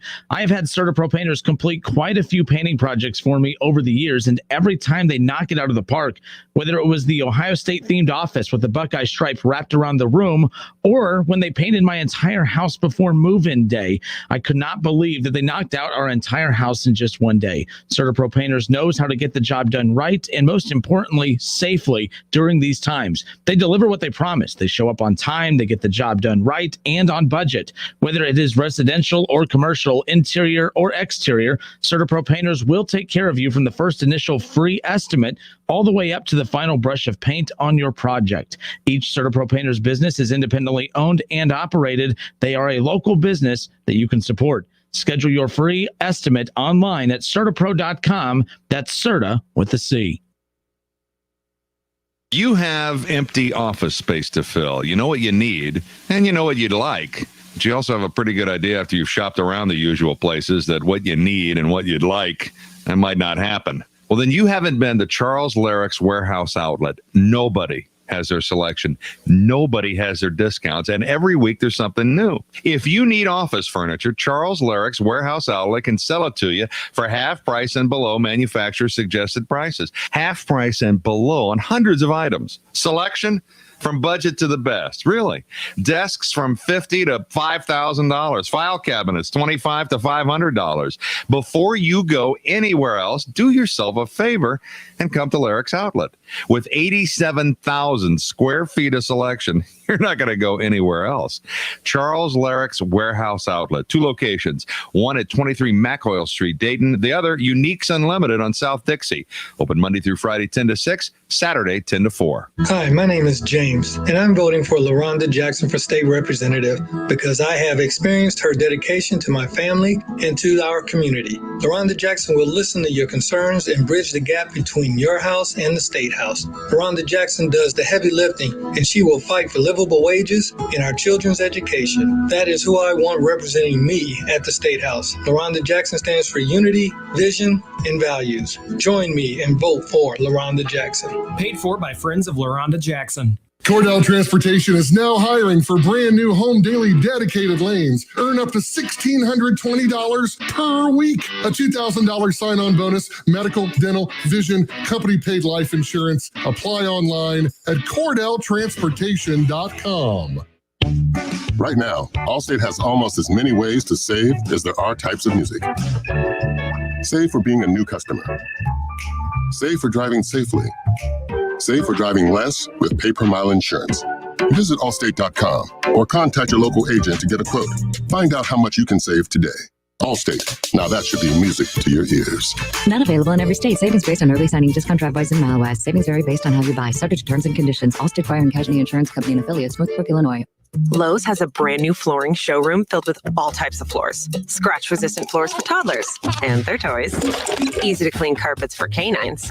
Stain-resistant floors for scrumptious suppers.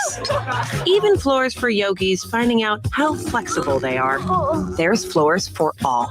And they're all at Lowe's. Book now and have yours installed by the holidays. Install available, in-store only. Holiday install applies to basic install and subject to date restrictions, installer, and product availability. See Lowe's.com for details and licensing. Contiguous U.S. only. Walgreens is making Medicare easier by saving you money and peace of mind. Find the best, most affordable plan for you by visiting walgreens.com/Medicare today. Follow ESPN 1410 Wing AM on Facebook to watch the Justin Kinner Show with Kev Nash. Listen, stream, and now watch. It's the Justin Kinner Show with Kev Nash. Weekdays from 3 to 6 p.m. on 1410 ESPN Radio. All sports, all the time. This is 1410 ESPN Radio.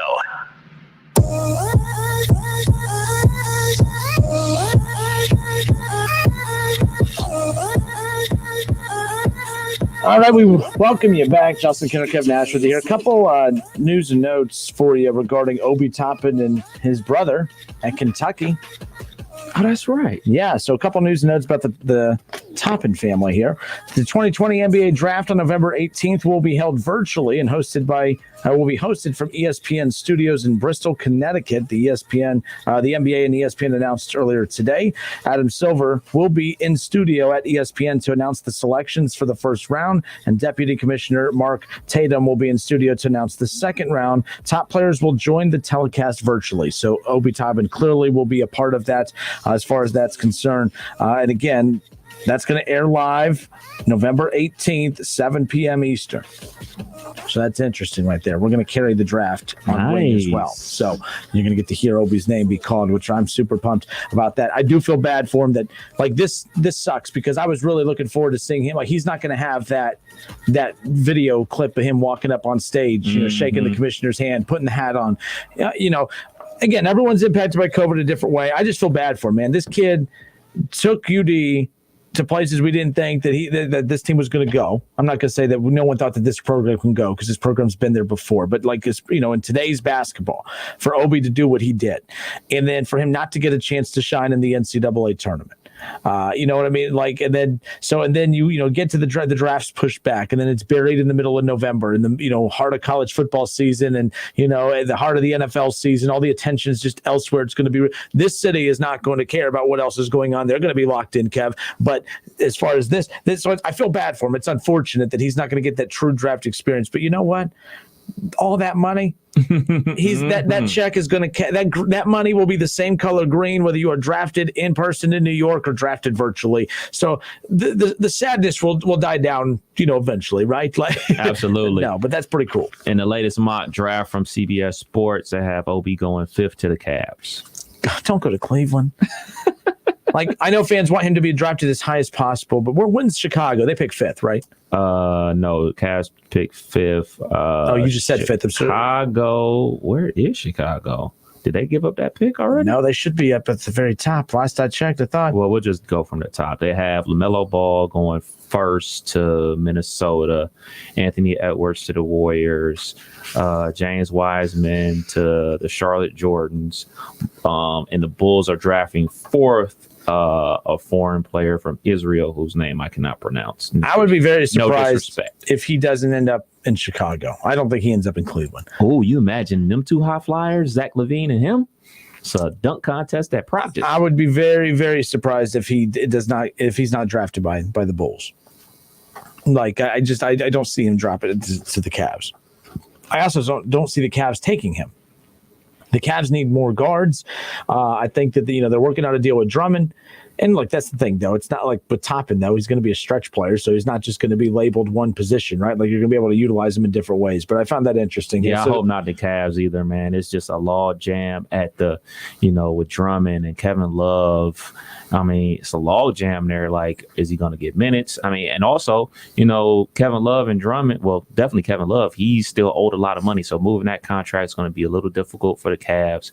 Also, Drummond wants a new deal. So are they going youth movement? What are they doing with the Cavs? We don't know. And it is Cleveland. When LeBron's not there, they're not relevant. So I think that's at the end of the day, that's exactly what it is. So that's Obi Toppin's news again, November 18th, 7 p.m. Eastern on ESPN. You'll be able to watch the NBA draft, and we'll get to hear Obi Toppin's name finally be called on draft night. It's going to be done virtually, but still, what an accomplishment. It was still cool a couple years ago getting to hear, Kostas Antetokounmpo, from, the Dayton Flyers, getting to hear, all that pub there as far as that's concerned. So good for him as far as that goes. So Jacob Toppin, the brother of Obi Toppin, who played at Rhode Island in the A-10, the same conference as his brother Obi, went up against one another a few times. In fact, Obi literally posterized him, literally just demolished him in one of the last games that they played at UD Arena. But no, Jacob Toppin transferred. He entered the transfer portal, left Rhode Island. I thought it was interesting, some of the teams that were looking at him, but he chose Kentucky. And the NCAA did grant his waiver, and he will be immediately eligible for the Wildcats come this winter. Nice. So nice. I saw a couple other guys got their waivers granted. It seems like the waivers are getting granted at a high rate in basketball now. Like, remember last year in college football, they were handing out waivers left and right to every quarterback. Seems like waivers are getting handed out to a lot of basketball players now. Yeah. And I don't really know how all the ins and outs, and I don't get how all of that works. I do know that players who do put their name in the transfer portal, like, there's not a whole lot of communication, throughout the process. It's like, okay, you do what you got to do to enter the portal, but it's just a waiting game. And half the time, the explanations and the justifications for granting the waiver, they never make any sense. It's a very blanketed statement. It doesn't go into detail to say, you know what I mean? So that's how the NCAA gets away with everything as far as that goes too. But no one's complaining. NCAA. No one's complaining as far as that goes. And I think that the NCAA has been more lax on this too, because I don't think that at any point they are going to give up that transfer. Like, it's never going to be a free for all. This is as close to a free for all as you're going to get in college athletics, as far as I'm concerned. Which, by the way, I don't really have a problem with. But I don't think that they are going to go to the point to where they are going to let everybody just willy-nilly bodies all over the place, just transferring every single year. So that's going to be one thing to keep in mind about this coming up here too. Every player in college basketball, they don't lose a year of eligibility. Right. So like Loudon Love at Wright State, supposed to be his final year at Wright State, he could get another year. So that's big when you are teams like that. Come on. Or it's big for Loudon, who could, I don't know if they'll put restrictions on, okay, if you've been at Wright State that whole time, not just Loudon himself, but players in his position, where, okay, you've been with that team the entire time. It's not like you're a grad transfer. You would just be taking advantage of that extra year that was voided. You know what I mean? So I don't know how that would work out. Now, this is kind of off topic, but since you brought him up, Loudon Love, he used to be a football player, right? Yep. What's the possibilities of him taking his talents to the NFL? No idea. Reminds me of the kid that played at TCU that now plays for the Colts. I think we talked about him last week, and the Cox kid or whatever. That kid, when I remember watching those games too. He totally just stood out on that court. I mean, he looked like a football player. Loudon, he's lost a ton of weight. Yeah. A ton of weight. I mean, like, it's unbelievable how much weight he has lost since coming to Wright State. So who knows? But you're right. I mean, he's going to have that opportunity if he wants to pursue it. I don't know. I don't know if he'll get invited to a camp. I don't know if he wants to play pro basketball overseas. Jimmy Graham style.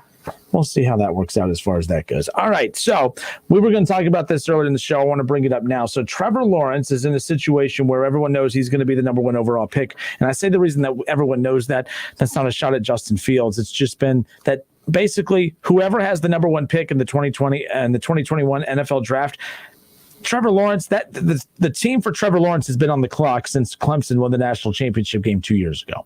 Everyone deemed Trevor Lawrence an immediate number one overall pick right away. Yep. Now, to be fair, things change. Let's be clear. A year ago, I don't want to say a year ago at this time, because a year ago at this time, LSU was beating Alabama in Tua Tagovailoa. That game was actually like a year ago around this time when that happened. But a year ago at the beginning, I guess I should say at the beginning of the last college football season, the Trevor Lawrence of last year was Tua Tagovailoa. There was no Joe Burrow on the radar. There was, like Joe Burrow was not on the radar at all to potentially win a Heisman last year. It's different this year. Trevor Lawrence is the odds-on favorite to be the number one overall draft pick. Of course, most likely go to the Jets. But the gap between him and Justin Fields, it's like this right now, going into the season, coming into the season, to where Tua didn't have that.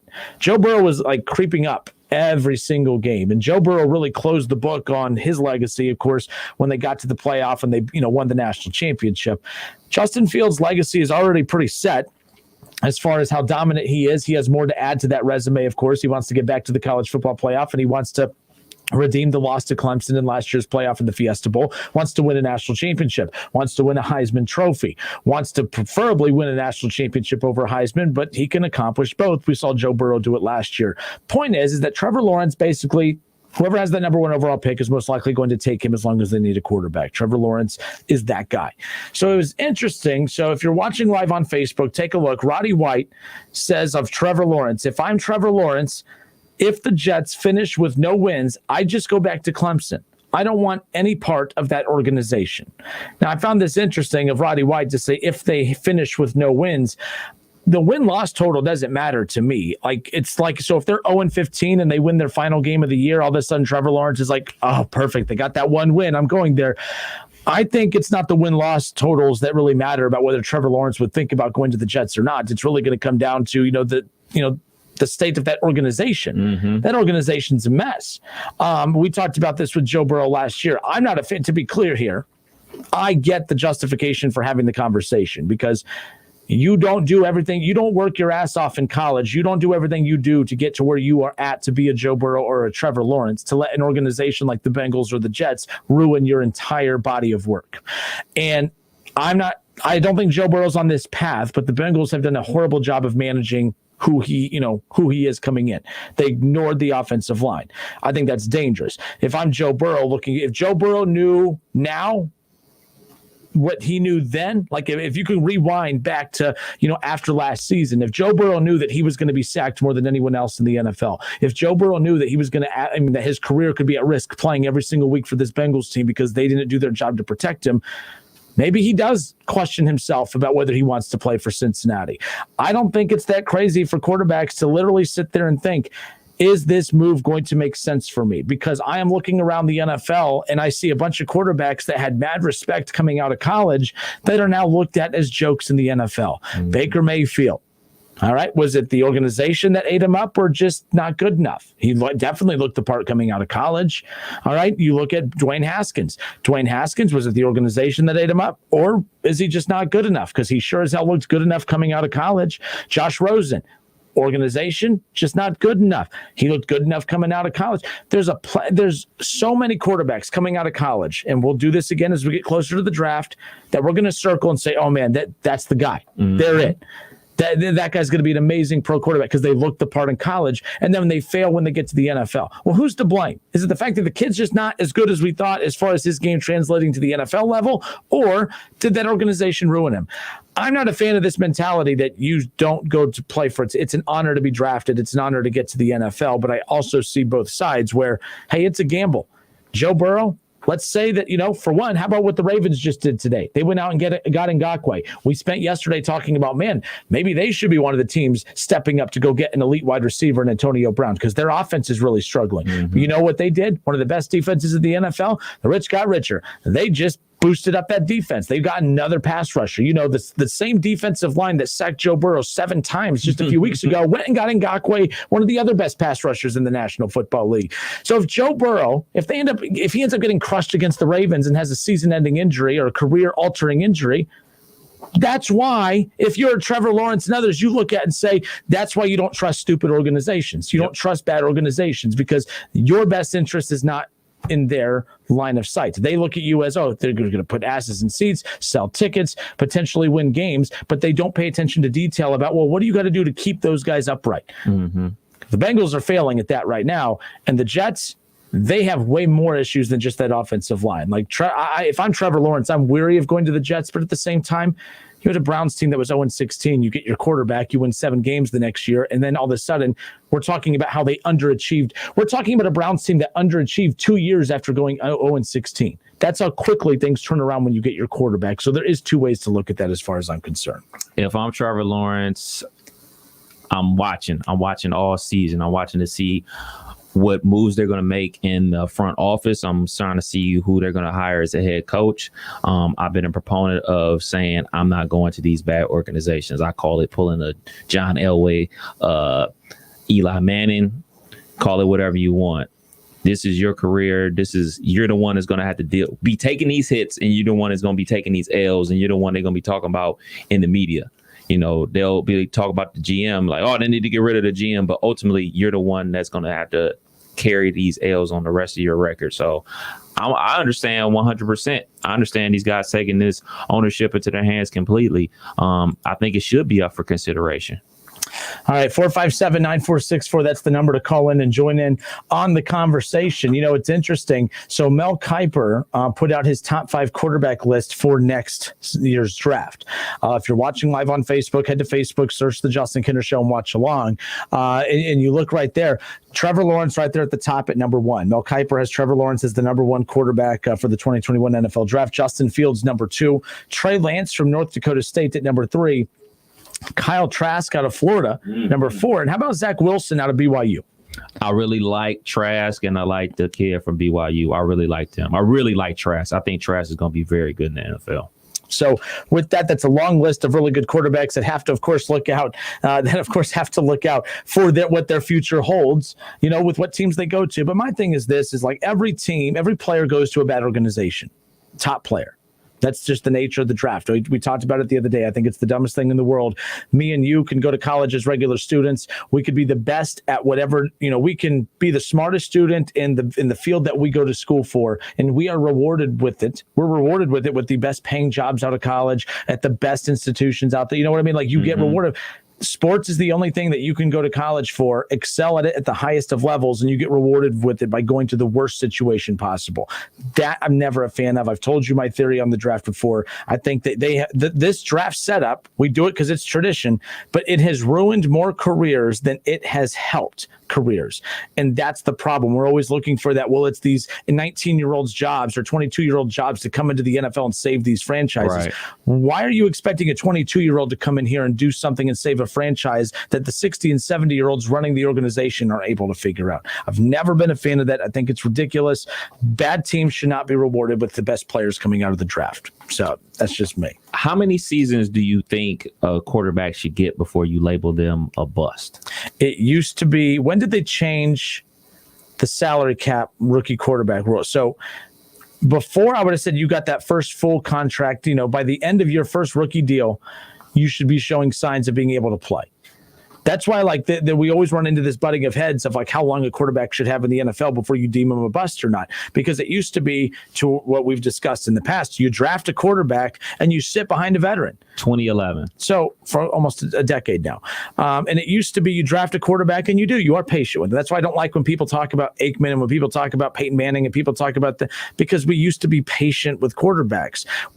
Cowboys fans weren't I'm sure there were some people sick of Troy Aikman back then, and there was a lot of people not sure of Peyton Manning, don't get me wrong, but we weren't trained to panic after 2 or 3 bad games in a rookie season or even year 2 or 3. Now, if they don't look like MVPs by week 8 of their rookie year, we're sitting here saying, oh, they're a bust. That's the difference in today's NFL versus years ago. All right, here we go. 2014 quarterbacks taken in the NFL draft. Blake Bortles out of the NFL. Johnny Manziel out of the NFL. Teddy Bridgewater, starting quarterback for the Carolina Panthers.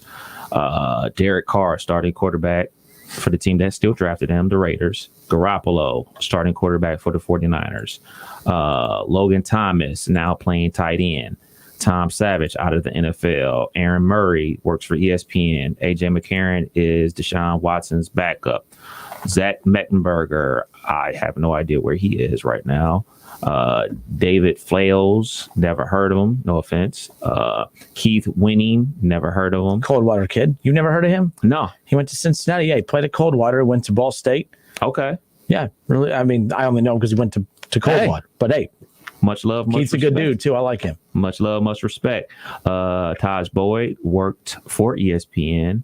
And Garrett Gilbert, I thought he was still in the league, but I'm not sure. But out of those guys, Carr's the best one. Yeah.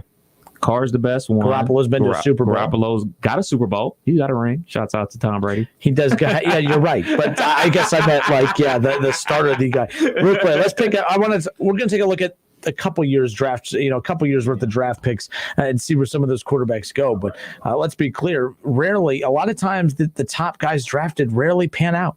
A lot of the best quarterbacks in the league, a lot of the starters in the NFL today, we weren't talking about Jimmy Garoppolo as being the number 1 quarterback taken off the board in 2014.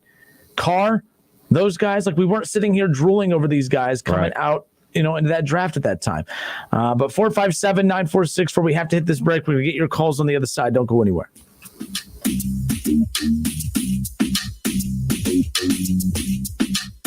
It's the Justin Kinner Show with Kev Nash. Justin, you're awesome, baby. Right here on 1410 ESPN Radio.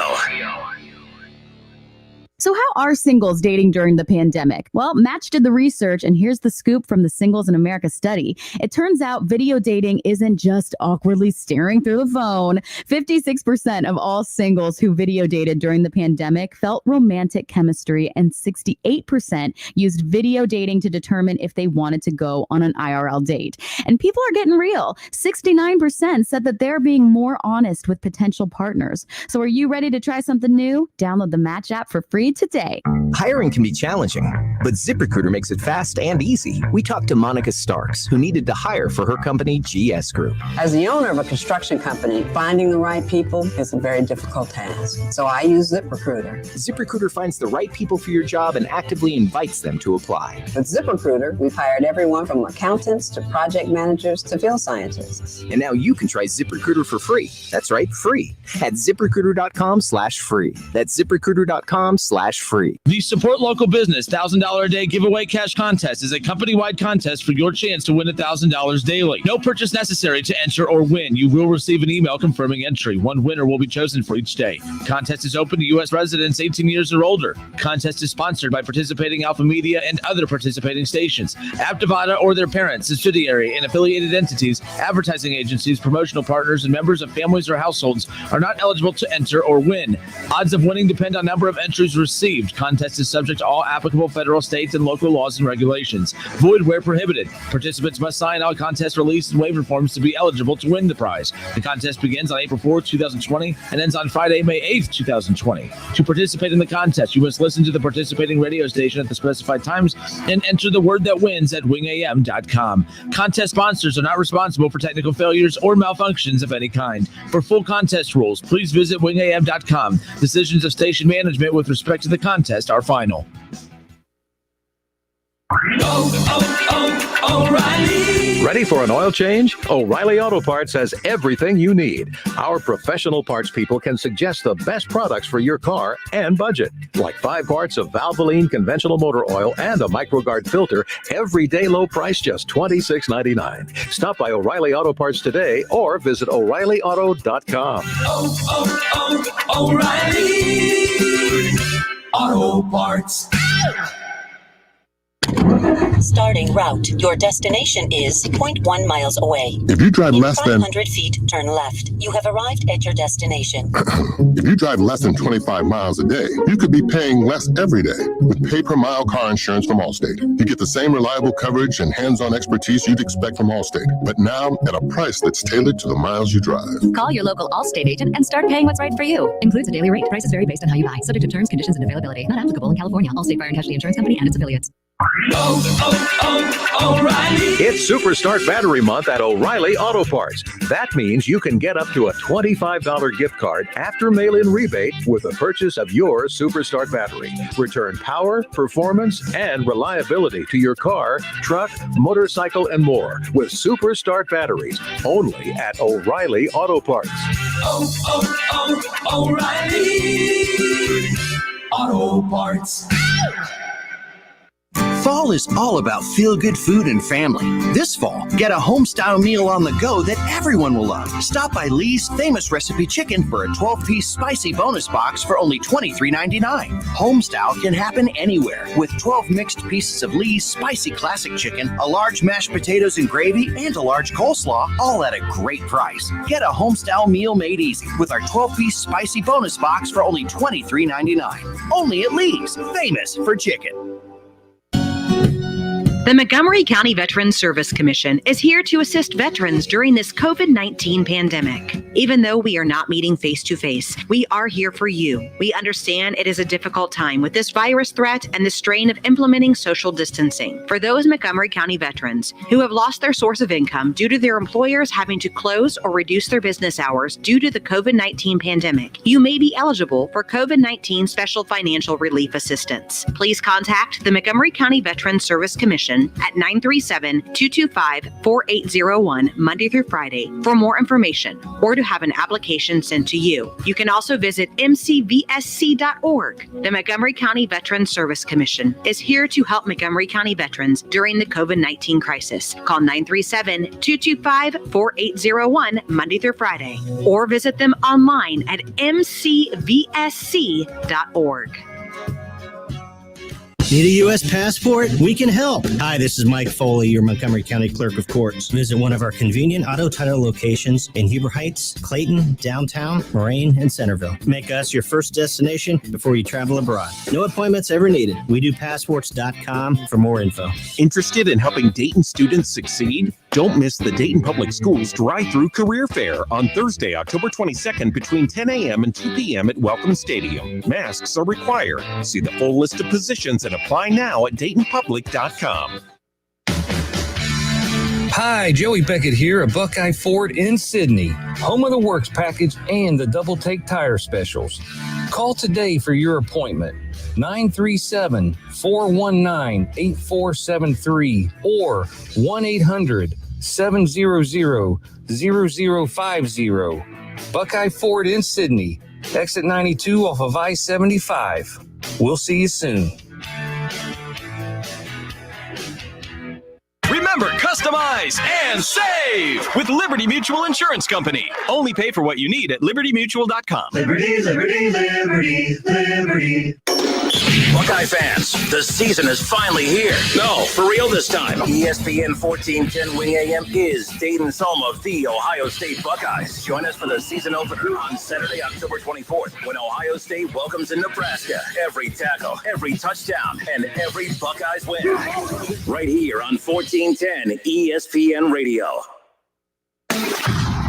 College football playoffs, Browns, Bengals, Buckeyes, and more. Catch the Keith Fire Show Mondays at noon on 1410 ESPN Radio.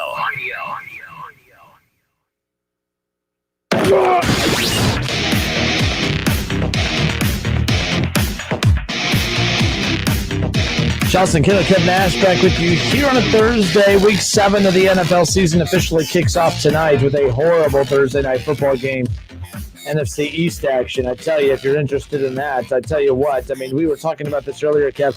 Just like Thursday night is like was the deal with Thursday night football that the only way you could put the NFL game, the only way you can carry NFL on Thursday nights is you have to literally take the worst game of the week.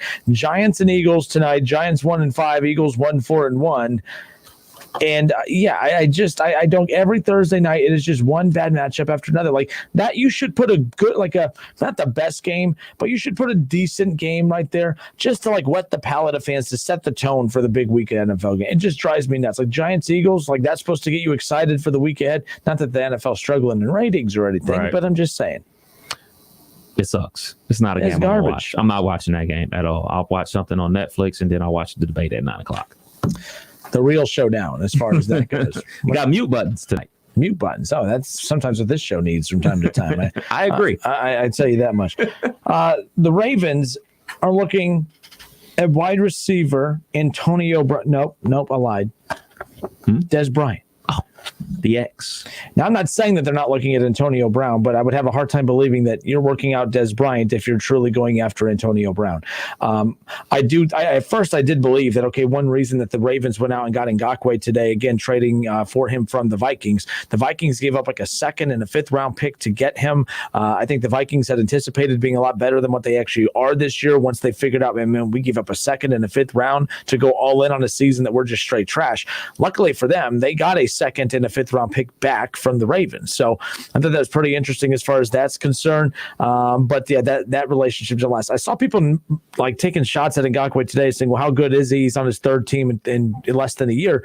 That's all situational. You were on the Jaguars who were blowing their roster up. It wasn't because he wasn't good. It's because they couldn't pay him because they're resetting their roster so they could draft a quarterback and move forward. And then you go to a Vikings team that just wasn't playing well and they were underachieving. They only got him because they thought he was going to, enhance what they're doing.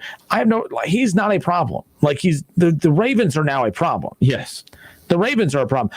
I thought maybe they went out and got him just to show Antonio Brown, hey, man, look, there's no question what we bring to the table defensively. You go to the Seahawks, who are already the number one offense, one of the top offenses in the NFL.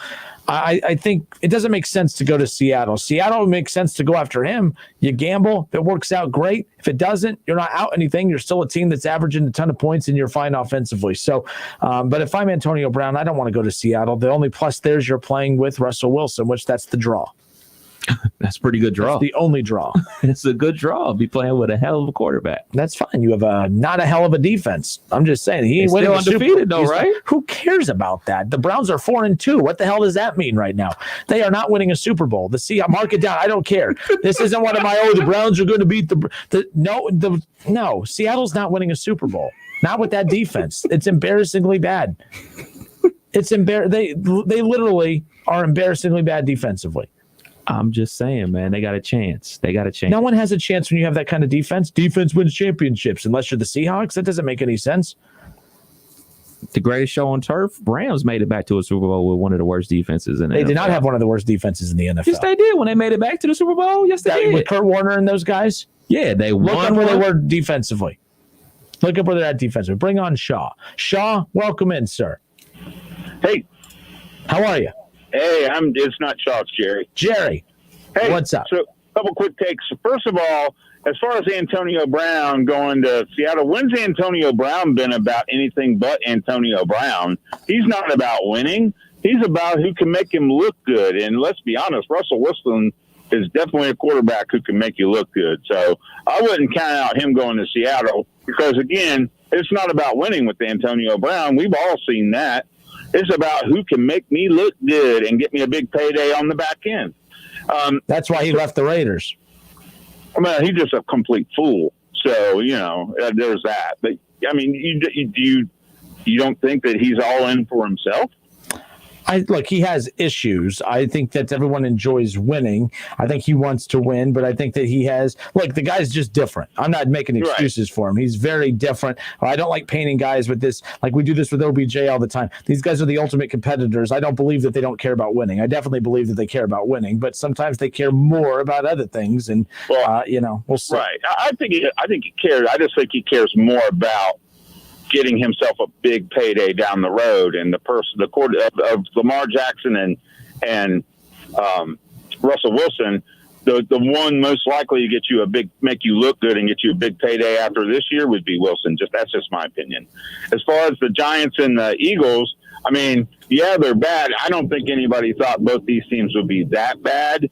And if you're the NFL, I mean, Philadelphia and New York are two of the biggest markets in the country. So when they scheduled it, they probably figured if these teams are just decent, we'll get really good ratings because just the size of the markets they're in. But as far as the Trevor Lawrence discussion goes, I'll be real quick.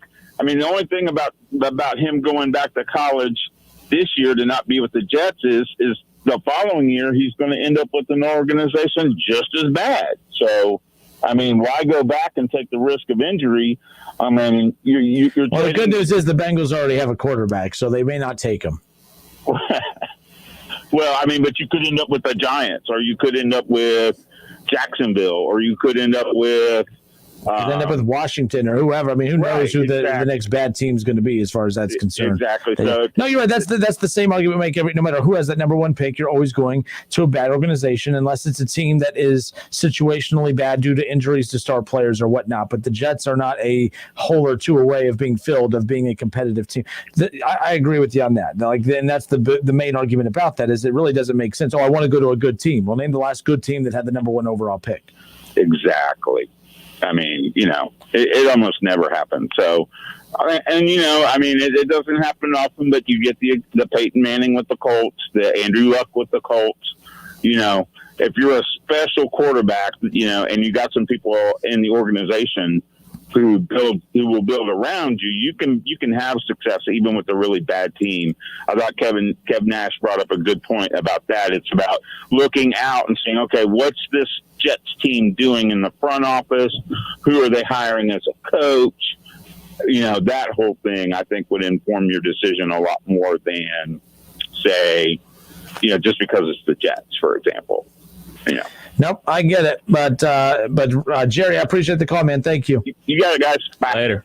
On Facebook, William says a lot of 1-5 teams in the NFL right now. I mean, we're assuming it's the Jets, but a lot can happen. But the problem is a lot of those 1-5 teams, it just seems like you're right. Like, they only have one more win than the Jets, but the Jets are god awful. Like, they're so bad that it's like I really have a hard time buying into them putting 4 good quality quarters together, or even one good enough quarter to make up for the other quarters for them to get a win. It's really difficult for me to see a win on their schedule and watch it be the Cleveland Browns, and that'll just cap off the worst season in the history of the world for me if they end up pulling it off against the Browns later in the year. And Adam Gase is their head coach. Then they're not moving on from him because, we need you to finish this out, man. Like, you just they're not going to fire him. I thought they were going to fire him, but they're not going to fire him. They're just going to let him crash this into the wall and see what happens, because we see this with other teams that like last year with the Dolphins, like they started winning games at the end of the season, and people are like, why are they winning games? Why are they winning games? Well, the players aren't trying to lose games. A rookie head coach isn't trying to lose games. He's trying to still win. So they end up winning games down the back end, and, they fail in the draft or whatever. But this Adam Gase thing, this is a train wreck. I mean, the dude doesn't blink, and not for the good reasons. William makes another good point that they do play the Bengals. So I lied.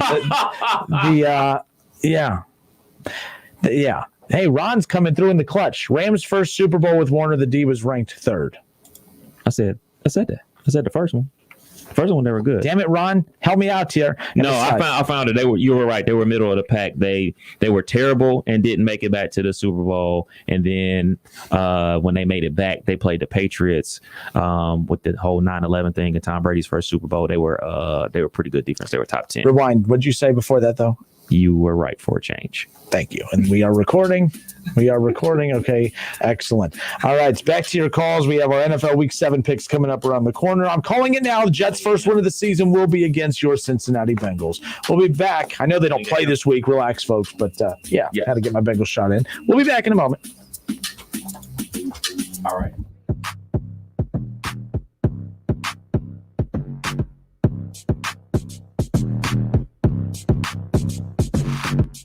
It's the Justin Kinner Show with Kev Nash. Right here on 1410 ESPN Radio. So how are singles dating during the pandemic? Well, Match did the research, and here's the scoop from the Singles in America study. It turns out video dating isn't just awkwardly staring through the phone. 56% of all singles who video dated during the pandemic felt romantic chemistry, and 68% used video dating to determine if they wanted to go on an IRL date. And people are getting real. 69% said that they're being more honest with potential partners. So are you ready to try something new? Download the Match app for free today. Hiring can be challenging, but ZipRecruiter makes it fast and easy. We talked to Monica Starks, who needed to hire for her company, GS Group. As the owner of a construction company, finding the right people is a very difficult task. So I use ZipRecruiter. ZipRecruiter finds the right people for your job and actively invites them to apply. With ZipRecruiter, we've hired everyone from accountants to project managers to field scientists. And now you can try ZipRecruiter for free. That's right, free. At ZipRecruiter.com/free. That's ZipRecruiter.com/free. When you needed your mom, she was always there with the Vicks Vapor Rub. She used that soothing scent to calm you. And her mom used it to calm her. And her mom, well, you get the idea. Vicks Vapor Rub's always been there. It always made you feel better. And today, it still does. Bring back those childhood memories with the comfort and care only Vicks Vapor Rub can bring. Vicks Vapor Rub, family tradition for a reason. Ladies and gentlemen, today's opponents on Man versus Train. At the crossing, we have Rick, a 175-pound frustrated man who's running late for work. And on the tracks, we have Bull, a 1 million-pound freight train that takes a mile to stop. Let's see who comes out on top.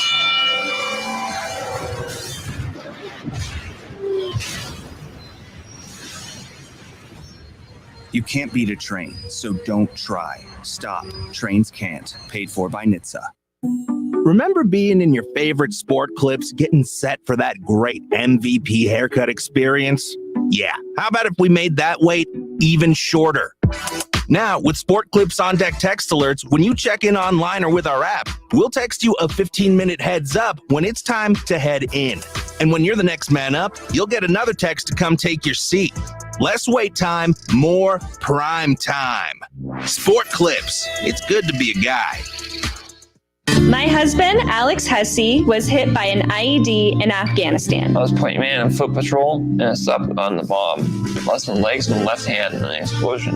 DAV helps veterans of every generation to get the benefits they've earned. To see Alex learning to snow ski, that's life-changing. With the right support, more veterans can reach victories great and small. This has meant so much. Thank you, DAV. Support more victories for veterans. Go to DAV.org. Pros, make Lowe's your first stop for flooring. See the latest in tile, vinyl, laminate, and hardwood. They have the quantities you expect and at bulk pricing. Shop in-store or online at lowesforpros.com. Hey, who wants free money? Who are we kidding? We all do. It's the ESPN Dayton hashtag We Want to Get Paid Cash Contest. Listen for the word that wins 18 times a day, starting at 6 a.m. Monday through Friday. Enter the keyword at wingam.com for your chance to win $1,000. It's the ESPN Dayton hashtag We Want to Get Paid Cash Contest. On Twitter, make sure to give us a follow. Search 1410 Kinner for Justin Kinner on Twitter. That's 1410 KINNER. And ESPN Dayton for the station Twitter handle. WING 1410 Dayton. Dayton's ESPN Radio. It's the Justin Kinner Show, live here on ESPN Dayton, 1410 Wing AM. Tweet the show at 1410 Kinner or give us a call at 457-9464. We now send you to the Wing Studios in Kettering. Here's your host, Justin Kinner.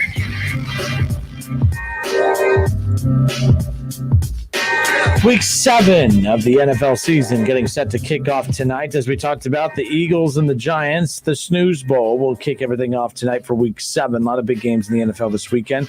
Bengals-Browns, round 2, 1 o'clock Sunday. And, of course, we're excited about that because College Football Hall of Famer Keith Byers and myself, we are going to be live out at Frickers on 741 by the Dayton Mall this Sunday morning. The Sunday morning tailgate show, we are bringing it back live at Frickers.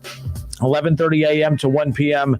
We'll be on the air, 1410 Wing AM, of course, but you can come watch the show and hang out live. Keith Byers and myself will be out there getting you set for the biggest matchups in the NFL for Week 7, as well as recapping the Buckeyes and some of the other top matchups in the world of college football from Saturday. So come on out, starting this Sunday, every Sunday moving forward to the end of December. We're going to be live out at Frickers on 741 by the Dayton Mall, the Sunday morning tailgate show with myself and Keith Byers, presented by Frickers, live at Frickers, and we're pretty pumped about that. And we'll be getting you set for Browns and Bengals, walking you right up to kickoff at 1 o'clock. Speaking of the Cincinnati Bengals, here's a practice participation list. Of course, just last week we had Jay Morrison on, covers the Bengals for The Athletic. For the Bengals players who did not participate in practice at all, William Jackson III, cornerback, and Joe Mixon. I mean, that's kind of concerning at this point of the week. Now, it doesn't indicate, it says Joe Mixon, his foot, and William Jackson III is out with a concussion. So, Joe Mixon could just be a precautionary thing of just giving him a day off, letting him kind of heal up and rest. I mean, I would anticipate him playing on Sunday, but keep that in mind. As far as limited participation in practice is concerned, safety Sean Williams, I mean, why not? He's limited in games. You might as well be limited in practice. And then full participation in practice, which is good, A.J. Green, Carlos Dunlap, Marcus Bailey, and then of course just some guys, Auden Tate, by the way, back out there and full participation. My God! So we'll see. We'll keep an eye on that. We'll have a Browns health update for you coming up here around the corner as well. All right, let's take a look. Again, keep in mind, every week we do our ESPN 1410 Wing AM NFL Pro Pick'em Challenge, also presented by Frickers. All you got to do is head to wingam.com. The winners get $25 in Frickers bucks. Weekly round winners, even if you have yet to submit picks for previous weeks, that does not matter. Get your Week 7 picks submitted now. Register at wingam.com. It is free. It does not cost you anything other than a few moments of your time to go and register. Submit your Week 7 picks right now. Go right now to wingam.com and submit your Week 7 NFL picks. In fact, Kevin and I were doing that right now. We are both at wingam.com. We are both looking at the matchups for this week, and we are going to go down the list just like you do. And we're just going to tell you what our picks are and hopefully help you out. Don't listen to me, though. Don't listen to me. I mean, I picked the Browns to beat the Steelers last week, for goodness sakes. I mean, so there you go. Let's start with the snooze fest tonight, Kev. The Giants and the Eagles. First of all, who do you think is favored, and what do you think the line is? Philly's favored. I think I told you that earlier, but I think it's probably Philly by 4. Good job. Hey, the Eagles are favored at home tonight by 4.5. Eagles, Giants, who you picking? I'm going to go with the Giants because what else can happen? There you go. There you go. I'm picking the Eagles. The Eagles looked a lot better last weekend. Again, they played the Ravens really tough. Carson Wentz played a little bit better. I think the Eagles are still they're a pretty good team. They still have talent. That's the thing. They're without Ertz, though. They lost Ertz for the rest of the year. He's on the IR. That's a problem. They got our guy, the dude we can't remember his name. I already forgot his name again as far as that's concerned. But no, keep in mind, I'm picking the Eagles. I'm going to take 4.5. I'm going to take the over on that. I think that they cover tonight as far as that's concerned. Lions, Falcons. Atlanta is at home. They are 1-5, welcoming in the 2-3 Lions. The Lions have not looked as bad as what we thought they looked to start the season. Patricia still looks stupid with his hat backwards. But who's favored and what's the line? I'm going to say Atlanta by 7. Wow. Atlanta is favored. They are at home. They are a 2.5 point favorite. Oh, 2.5 point favorite at home. This one's tough to pick. Can this be the last game that Matt Ryan starts at quarterback for the Falcons before he becomes a Cleveland Brown? We don't know. We don't know. Kev says he's old and washed up. He's leading the league in passing yards, 11 touchdowns on the year, all things considered. I think he's doing this pretty is well. be one of the more entertaining games of the weekend because obviously the Falcons defense is bad, and so is the Lions defense when they're playing man-to-man coverage with guys that should be on the practice team. So this is going to be a shootout. So if you got fantasy guys, you need to pick one of these guys from these teams, man. But I'm going to go with ATL. I'm picking Atlanta as well. Matt Ryan's my new favorite, one of my new favorite players.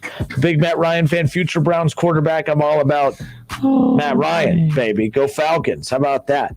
All right, so I'm gonna skip that one. The Browns Bengals one. We're gonna close it out with that. We'll get to the Steelers Titans coming up around the corner. That line shifted, by the way. That's interesting.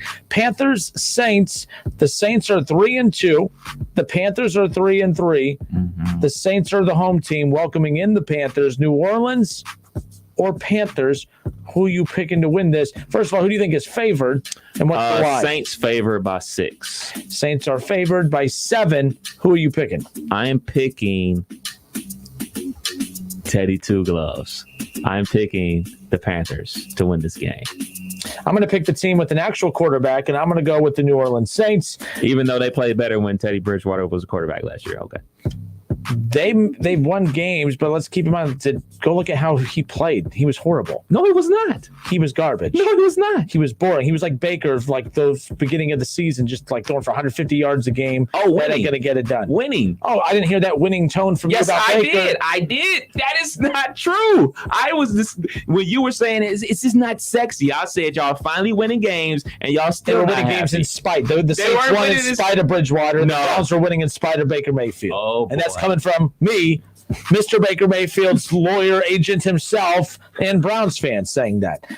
How are we talking? We talk Browns on everything, even when we're talking about the damn Saints. Drew Brees, baby. He's coming up big, outplays Teddy Two Gloves. Teddy Two Gloves, one of the only quarterbacks from his draft class still in the NFL. I want to call him Teddy Who Cares. Teddy Who Cares is going to lose to the 85-year-old Drew Brees coming up this weekend. New Orleans 7. I'm picking the Saints over the Panthers. The Bills, very similar to the Browns, a team that starts 4-2, and they feel like they lost a lot of momentum. We were named. This is why I hate the early MVP talks. That was such crap. Josh Allen was being named MVP 2 weeks into the season. Him and Russell Wilson still looks like an MVP. Don't get me wrong, but this is why I laugh at that stuff. Give me a break. 4-2, by the way. They're not a bad football team. The Bills are a good football team. We're seeing this with Cleveland too. 4-2, it just feels bad because the Bills have lost back-to-back games and they haven't won in a few weeks. And in the NFL, when you lose back-to-back games, that's a half a month's worth of games that you've lost. It's been a while since they've won. They're obviously going to get back into that win category coming up this weekend. The Jets are 0-6, welcoming in the 4-2 Bills. Obviously, Buffalo's favored. What do you think the line is? The line's got to be 10+. You are right, 12.5. Buffalo is a 12.5 point I wanted favorite. to say 12, but I was scared. That's super high, but I mean, let's keep it real. We all believe that's going to happen. Shaw says Burrow and Baker are the same quarterback through 6 games. Why are we back on that? You were wrong the other day, and you're just as wrong today, Shaw. That is not – anyone who has eyes that watched football that year knows that Baker looks a million times better his rookie year than Burrow. But anyways, I don't care about that right now. Here's another yawn fest, by the way. Oh, I'm picking the Bills, by the way. What? Nothing. I'm not getting angry today. I'm not going to get angry. I'm not angry. I am calm. There you go. I'm calm. I wish on the show we could get like a blood pressure reader. So at the bottom left hand of the screen, you could just see it go beep, beep, beep, like, there's going to be certain people I interact with that I might have to, for health reasons, I might have to just kind of, not interact with for my safety, for my health. I'm just saying. All right, Dallas 2-4. The Fighting Andy Daltons didn't have a whole lot of fight last weekend. Finger pointing, anonymous, outing to the media. We have no clue what the hell's going on. Jerry Jones canceling media appearances. I mean, what's going on in the Big D? Well, luckily they're not in the Big D this week. They are at Washington. Washington 1-5 welcomes in the 2-4 Cowboys. Who's favored and what's the line? Oh my gosh, it's got to be the Cowboys by 3. The Cowboys by 1. The Cowboys by 1. Look, the Cowboys right now, this isn't a quarterback problem. It's a running back problem, and it is just an effort problem. It's all across the board problem. Andy Dalton's serviceable. He's fine. But that's not why they lost this past weekend to the Cardinals. You had Ezekiel Elliott fumbling the ball twice. He's stealing money. He is literally stealing money from the Dallas Cowboys, which is what I predicted would happen back when he signed that contract. I said it was stupid as hell for the Cowboys to give a running back that much money, but it is what it is. Zeke has 413 yards, 5 touchdowns at this point of the season. They're going to have to rely on him. Like, the reason that I thought that the Cowboys can kind of reinvent themselves, you have a running back that you can really feed the ball to a lot, and they can't rely on him right now. I'm going to pick the Cowboys just because I think they're more desperate than Washington. Washington's going nowhere fast. Kyle Allen now the quarterback, Alex Smith the backup. I'm over the Washington Buckeye experience since Dwayne Haskins is now the third string quarterback. Dallas a 1-point favorite on the road. I say they win by a touchdown. Cowboys. This is a game I will not be watching. Shouts out to the fumbler, a.k.a. Zeke. A.k.a. Zeke? Yeah, he's the fumbler now. Everybody gets that tag. Tiki Barber was a fumbler. Now he is. He's a fumbler. Oh, Tiki. Texans 1-5, welcoming in the 4-1 Packers. Texans are the home team. Bieniemy's future team, according to Kev, is welcoming in the Packers. Who's favored? What's the line? Packers by 6. Packers by 6. Green Bay is favored by 3.5. Oh. It's so funny too. I was listening to Colin's show earlier today, and he talked about the identity of losing teams versus winning teams. The Browns and the Packers had the same weekend. Mm-hmm. And in Green Bay, and he was talking about how and I do that too, where I'll tune into different markets just to get a feel for how fans are reacting to certain. He said he tuned into Green Bay radio today and just said that there is no panic, that they've already moved on from it. And here we are, it's Thursday, and we're still talking about how the mentality that the Browns seem mentally weak right now because they're still defending themselves about the morale of the team right now. You could just tell a team that's used to losing, they have no confidence in themselves even when they win. The Packers are like, yeah, okay, we'll be fine. Yeah. Aaron Rodgers said that to the media afterwards because you guys act like, because I'm a little offended that you guys think we're just out of this thing. Like we got beat. Teams get beat. The Patriots everyone gets beat. I'm picking the Packers here, but man, the Texans have looked a lot more competitive as of late. Romeo Crennel, he got ripped for some playmaking this past weekend. I like that he's aggressive, but Texans aren't going anywhere this year right now. I do think they have tough decisions to make. It's interesting to see what they do come the deadline. If I'm them, I look at Antonio Brown. Deshaun Watson needs somebody. If the Texans get a win this weekend against the Packers, you kick the tires on that. But I think the Packers win. I think they win by 7. Got the Packers winning this game. I can't see Aaron Rodgers and the Packers losing back-to-back games. All right. We got Ron's Buccaneers on the road, 4-2, taking on Jerry's Raiders. The Raiders are 3-2. Who's favored? What's the line? They're in Vegas, right? Yes. If this was normal Vegas, I would pick something different. I'm going to say Tampa Bay by 4. Wow, Tampa Bay is a 3.5-point favorite.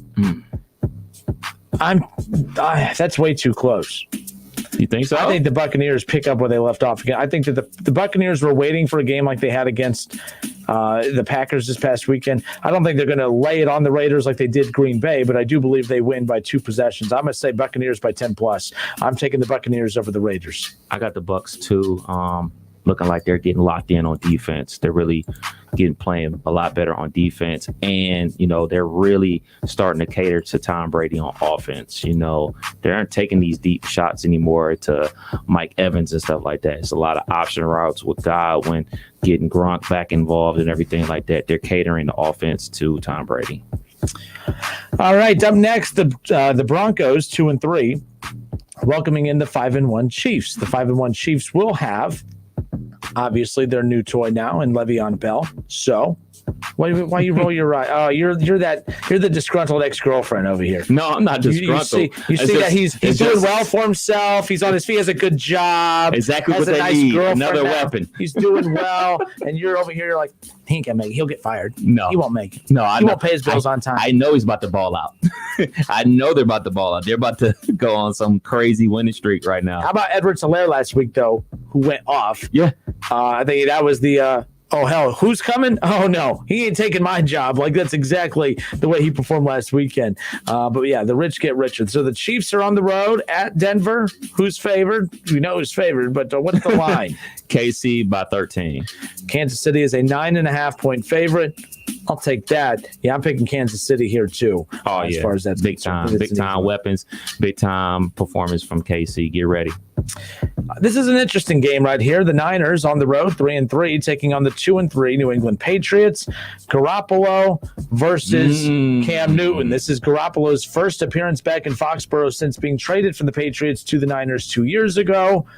Who wins this one? Who's favored? What's the line? Niners, Patriots. Patriots, the home team. Ooh, it's got to be the Patriots by 2. Ding, ding, ding, ding, ding. Patriots and 2 is the line. What made you think that number? I just thought normally home field is 3 points, but I know like how banged up the Patriots are, so I just guessed. The Niners aren't bad. They're not good. They're not bad. I'm picking the Niners. I think they win by a touchdown. I'm rolling with the Pats. This is kind of like danger zone for them. They're already under 500. It's kind of like now or never. You got to start racking up some wins, and now's the time to do it. Interesting thing here, too. Keep in mind, we haven't heard about Cam Newton's future with the Patriots. Right. Got him for 1 year. You also have Stidham behind Cam Newton. And the Patriots, I think by the time you get to the deadline, you've seen enough of Cam Newton to know, okay, he has it some weeks, he doesn't others. He has been out 16 days, only practiced 3 of those.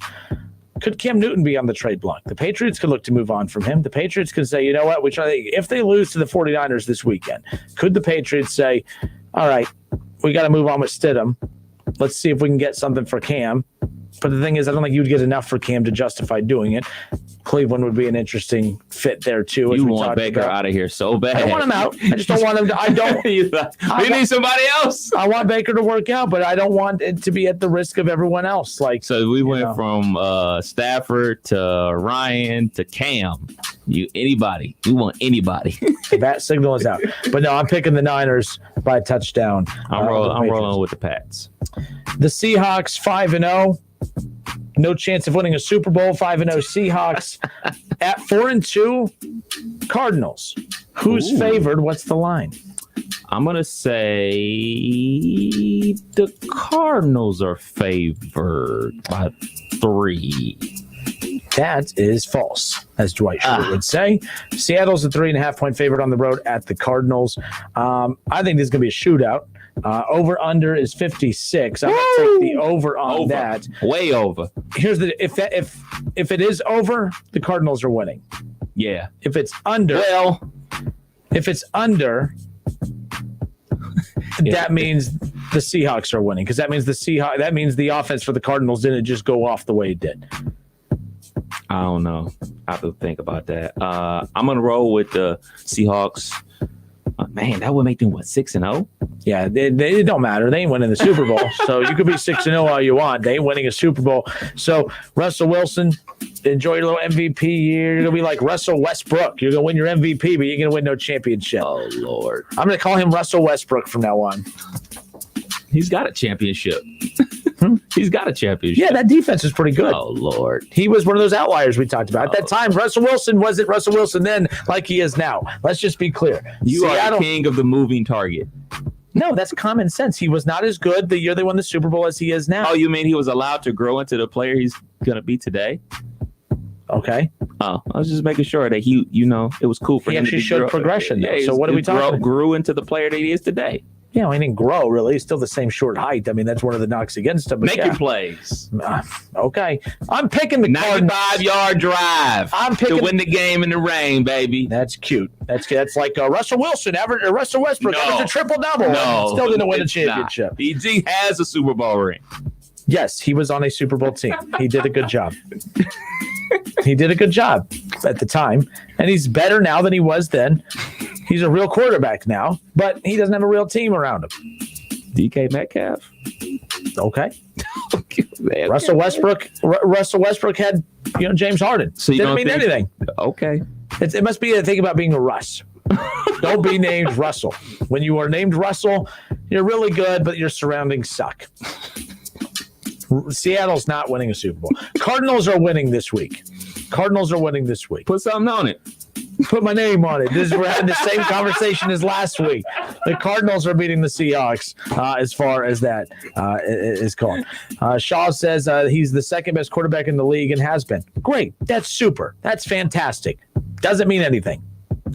Team's not with that defense. They're not winning a Super Bowl. Russell Wilson 2 years ago took one of the worst rosters to the playoffs. And that's what we did that then too. Oh, I don't know. You got Russell Wilson. Anything's possible. Then they get beat in the playoffs, and then everyone's like, well, he didn't have anybody. But anything's possible. He's not winning a Super Bowl. He's not. In fact, I'll go on to say he will not win a Super Bowl the rest of his career. Put something on it. What do I have? I got Freakers Bucks. That'll work. But you can't use it. I'm not allowed to use it. So, I mean, we'll give him to Shaw, and Shaw will take us. Seahawks aren't winning a Super Bowl, and they're not beating the Cardinals. They're going to get their first loss of the weekend. All right, let's move on to the Bears. The Bears are on the road. They are 5-1, 3-0 on the road, and they are at the Rams, who are 4-2 on the season. Who's favored, and what's the line? Rams by 3. Hold up. Oh, goodness. Wow. Add another horrible take to Kinner's take. Please. How is that a horrible take? They have one of the worst defenses in the NFL. I don't think that's common sense. Teams who have bad defenses, no one picks them to win a Super Bowl. I don't get it. That doesn't make. I don't think that's a bad take at all. That the Seahawks will not win a Super Bowl this year. That's not a bad take. That's common sense. Sure, they're 5-0. I mean, give me a break. Give me a break. They're good. Good offense. Just saying. Are you arguing with me or are you arguing with people on Facebook? I thought you were going to be mad today. I felt good till today or till now. Bears, Rams. Who's favored? What's the line? Rams got to be favored in this matchup. Why do they got to be favored? They got to be, man. They got to bounce back after that loss to San Fran on Sunday Night Football. Now they're back on Monday Night Football. Jalen Ramsey's doing a ton of talking. They got to be favored. They're probably not, though. The Rams are favored. Hey, they're a 6-point favorite. Really? That's a decent sized line for a 5-1 Bears team. But just as I told you about the Seahawks, records don't always matter. So 5-1 is the record of the Bears. Now that Bears defense is legit. The Rams offense were the top offenses in the league, but they haven't played a lot of great defenses. I want to pick the Bears. I just can't trust that offense, even though Nick Foles has been an upgrade at quarterback, not by much, but he has been an upgrade. I'm going to pick the Rams, but I'm not going by 6. I won't say by 6, but it'll be a close one. I think the Rams win a close one. I'm going to give them the edge just playing at home, even though I don't know really what a home field advantage is in 2020 with no fans or limited fans, right. But I'm picking the Rams. Definitely not by 6. It's going to be a close game, but I'm going to go with the Rams as well. All right. He said, that's not the take I was talking about. You bashing Wilson is what it is. I'm not bashing Wilson. I just got done saying Wilson's really good. I just said he was not that good. I mean, his rookie year, he wasn't bad. He didn't turn the ball over, which is all you need from your rookie quarterback if you need everything to go perfect. But I'm just saying. All right, who else we got? So here are the bye teams, by the way, this week. The Colts, bye week. The Dolphins, bye week. The second best rookie quarterback in the NFL will make his debut coming up in 2 weeks. The Vikings have a bye week, which they've technically been off all year. And the Baltimore Ravens, after acquiring Ngakoue, they will be off this weekend as well. So they'll have about a week and a half to kind of get Ngakoue settled in to his new role with the Ravens. All right. So I said that Tua Tagovailoa, the second best rookie quarterback in the NFL, will be making his debut here in a week and a half for the Dolphins. But the best rookie quarterback in the NFL and Justin Herbert and the Chargers, 1-4 on the year, welcoming in the 1-5 Jaguars.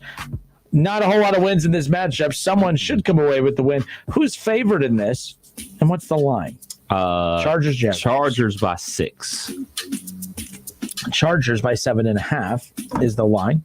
But yeah, I'm picking the Chargers in this one. Their offense has looked a lot better and more explosive since obviously switching over to Justin Herbert. They've played some really, really good teams. Yeah. And this is finally a team that they're going to be able to beat up on. But watch just the way the NFL goes. This will be that game for Herbert, the rookie game for Herbert that we've yet to see. So, and it's because I've been talking smack all week too. The curse of the kidder could potentially come into play, but I'm picking the Chargers. I'm going to say they win by 14. I am rolling with the Chargers, but I am rooting for Jacksonville just so you can eat crow. What is up with this eating crow thing? Like everyone, I got that a lot on Facebook. Eating crow. How's crow taste? How's crow taste? I got your crow. All right, and now we move back up to the games that are really going to interest me as far as this is concerned. You have the Steelers and the Titans, a battle of 5-0. The COVID Titans welcoming in the Pittsburgh Steelers. The Steelers have still not beaten anybody this year, so I don't know how good. No, I'm joking. The Steelers took it to the Browns last week. They have a ton of momentum right now heading into Tennessee. Tennessee, though, just got done winning 2 games in 5 days. Man. 2 games in 5 days. They come away with 2 wins in that stretch. Tennessee's the home team. They're 5-0. 5-0 Steelers on the road. A 1:00 kickoff. Who's favored? What's the line? Gotta be Tennessee by 3. This is like as close as possibly could be, right? Tennessee by 1. Oh, even closer. Tennessee by 1 is the line. Schrody says Titans by 100. Schrody, man, we're so cool, man. You know, we don't like Kenner together. You know, we gang up on him together, but now we're foes in this matchup. Schrody's a smart man. I'm gonna pick Tennessee. I think that us without Devin Bush for the rest of the season is really gonna hurt us early. The excuse first, no, it's choo-choo. All aboard! Bring your excuses, everybody. The train takes off in 60 seconds. Kev Nash is leading the way. Excuse. I think we're going to lose this matchup and potentially lose another until we get comfortable being without Devin Bush. It's going to be a great game. Look for this to be the game of the week for sure. I'm locked in. And you know what? Actually, I was supposed to go vote on Sunday. And early voting starts at 1:00. I'm going to vote on Sunday because the Buckeyes don't kick off till noon and they open up at 8:00. So I will be voting super early on Saturday so I can make sure I can watch this game in its entirety. Go Steelers, but for these picks, I'm going to pick Tennessee. What's a shorter line right now? DMV or voting? Voting, unfortunately. Well, I got to figure out which line I want to stand in longer coming up because my birthday's coming up, so I got to go stand in line for the tags. I got to fly, flying out in December. You got to get there. So I got to go get that new thing taken care of. So, I really wish, it would be really convenient. I'm there to get my new license, there to get all that updated. And, here's who I'm voting for. Can you get that taken care of? Like, why can't it be a one-stop shop? Would only be so easy. You got all the documents you need because you got to bring a ton of documents to get the new license. You got to bring like a credit card bill. You got to bring like your birth certificate. You got to bring freaking stool sample, the whole 9, bro. It's a pain. I'll work on the stool sample. I will work on the stool sample. So, wow, the Browns fan talking about excuses. Great take. I made no excuses about this past week. You did a little bit. What was the excuse I made? A little bit. I made no. All week I've been praising the Steelers, saying how like they literally just dominated the Browns. I'm messing with you, man. Fight me. Relax. I'm relaxed. This is me. The sad thing is you think I'm not relaxed. That's the problem. All right. The Cincinnati Bengals are 1-4-1. Ooh. They kick off at 1:00 on Sunday, and about 3 hours after that, about 4:00, they will be 1-5-1. The Bengals are welcoming in the Cleveland Browns coming off. They just got punched in the mouth twice. Both sides, left, right, and then the uppercut. I mean, just when you thought, it was unbelievable. So the Browns, it's been a tough week for them. Very. But just what the doctor ordered, a bad team on the schedule to kind of let you, get your confidence back a little bit. So thank you, Cincinnati. I'm glad the front office is horrible to provide a team like this for the Browns to beat up on after getting beat up on by the Steelers. Yeah. So who's favored? What's the line? Browns by 6. The Browns are favored. They are favored only by 3. Over-unders at 50.5. I will go with the over. I'll go with the over. You go with the over on that? Yeah, the first match it was over like that too. 38 to 35 or something like that? Yeah, it was way over that too the last time they played. I'm picking the Browns. Obviously, I'm going to do it less cocky like this week, I guess. But, the Bengals are bad. Defense is bad. Joe Burrow's overrated. That offensive line is straight garbage. Myles Garrett's going to get to him a ton. And it's only going to get worse for the Bengals. The Ravens just got Ngakoue. That defensive line before they got Ngakoue sacked him 7 times. And then you watch what that defensive line for the Steelers just did to Baker, who has a good offensive line. Woo, doggy. If the Bengals didn't blow a 21-point lead last week to the Colts, I would have picked them this week. And if my aunt had nuts, she'd be my uncle. Can you say that on the radio? She ain't listening. So for that reason alone, I am picking the Browns to win this matchup. And I'm looking back at my picks. I got a ton of road teams winning. I know it's a COVID year and all that type of stuff, so home field advantage really isn't all that. But I got a ton of road teams winning, and a lot of this is not going to happen. I just know it's not going to happen. So, yeah, I got the Browns winning this matchup. Bengals, y'all had me because y'all were up 21-0 over the Colts, and I was dancing. I was dancing because my Steelers were winning. I was dancing because y'all was winning. Why were you dancing? You a Bengals fan? No, I just like when you. That's what I thought. I just wanted to hear you actually just come out and announce. See that's called being a hater. Yeah, I know a thing or two about that. If I had a business card, it would be the number one hater. And that is our Week 7 NFL picks. All right, everybody. It's the Justin Kinner Show with Kev Nash live here on 1410 ESPN Radio. College basketball news coming up around the corner. It is funny as hell. This is not happening. But Penn State them and their head coach and Pat Chambers announced that he is stepping away and resigning from the program. Penn State's been respectable, all things considered. Of course, right away, anytime Big Ten position opens up, you start looking at some of the smaller conferences, the beneath conferences, and the people start throwing out names. Anthony Grant, that's not happening. That is not happening. It would never happen. Not Penn State. You don't leave UD, who's a better basketball program than Penn State, even if they're not in the Big Ten. You don't do that. You don't leave for. I can't believe I've seen so many social media things about that. Unbelievable.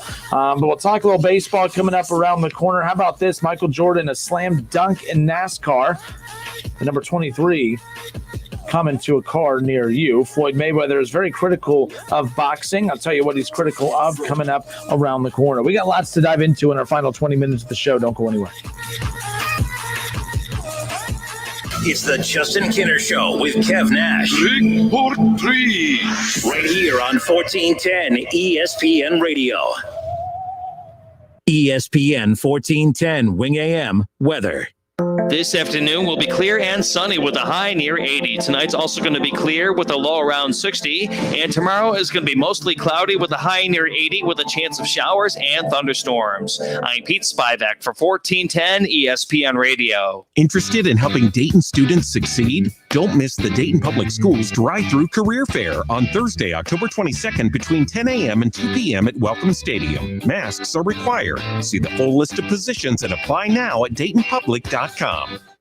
Welcome to Pipestone Golf Club with a 4-star rating from Golf Digest and recognized as the best course to play. Pipestone is a favorite in the Miami Valley. The Arthur Hills design masterpiece is carved into the sweeping foothills and ancient oaks of southwestern Ohio. The course provides a quality challenge to golfers of all levels, and everyone is welcome. Be sure to call for a tee time, then bring your friends and play America's greatest game on a golf course that truly sets itself apart. Pipestone, a great golf experience.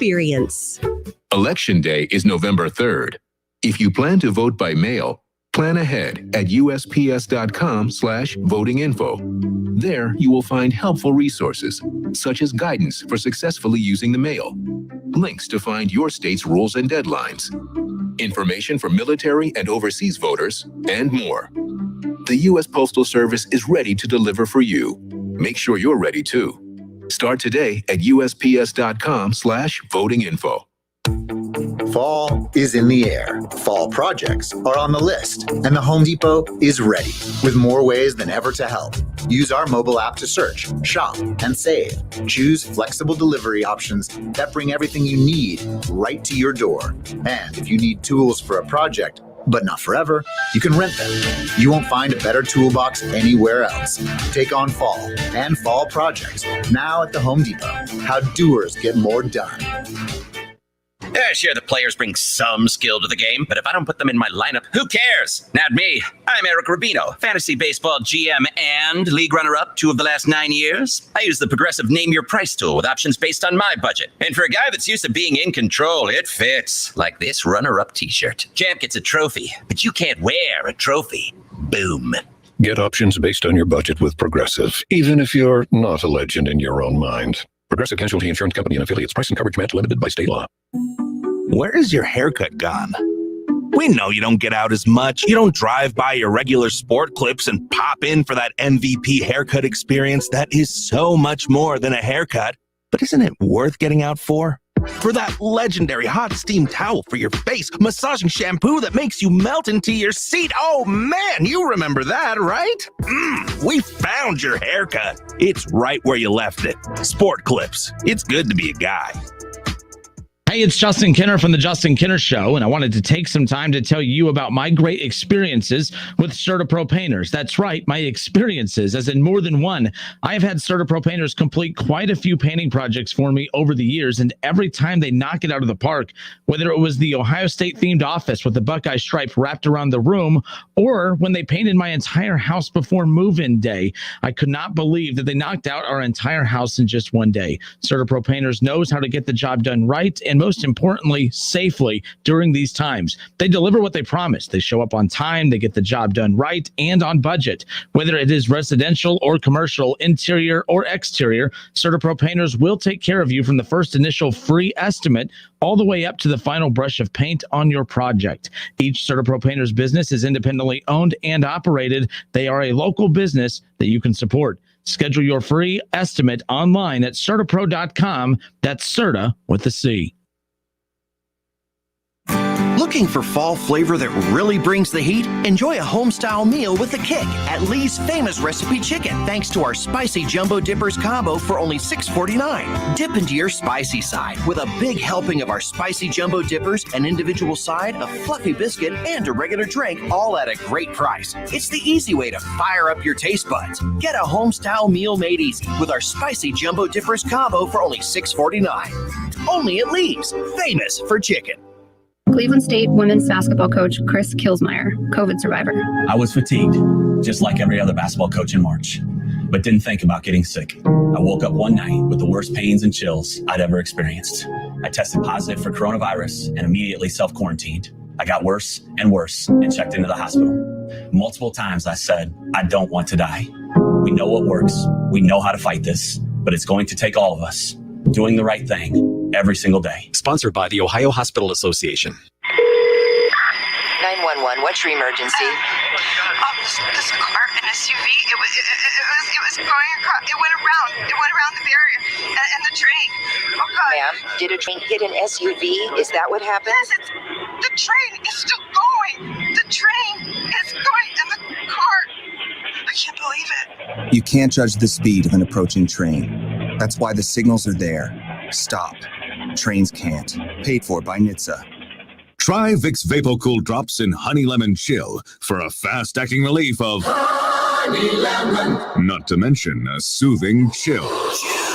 So remember, Vicks VapoCool Drops are Honey Lemon and Honey Lemon.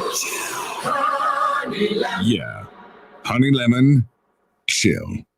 Get fast-acting relief with Vicks VapoCool Drops in Honey Lemon Chill. Use as directed.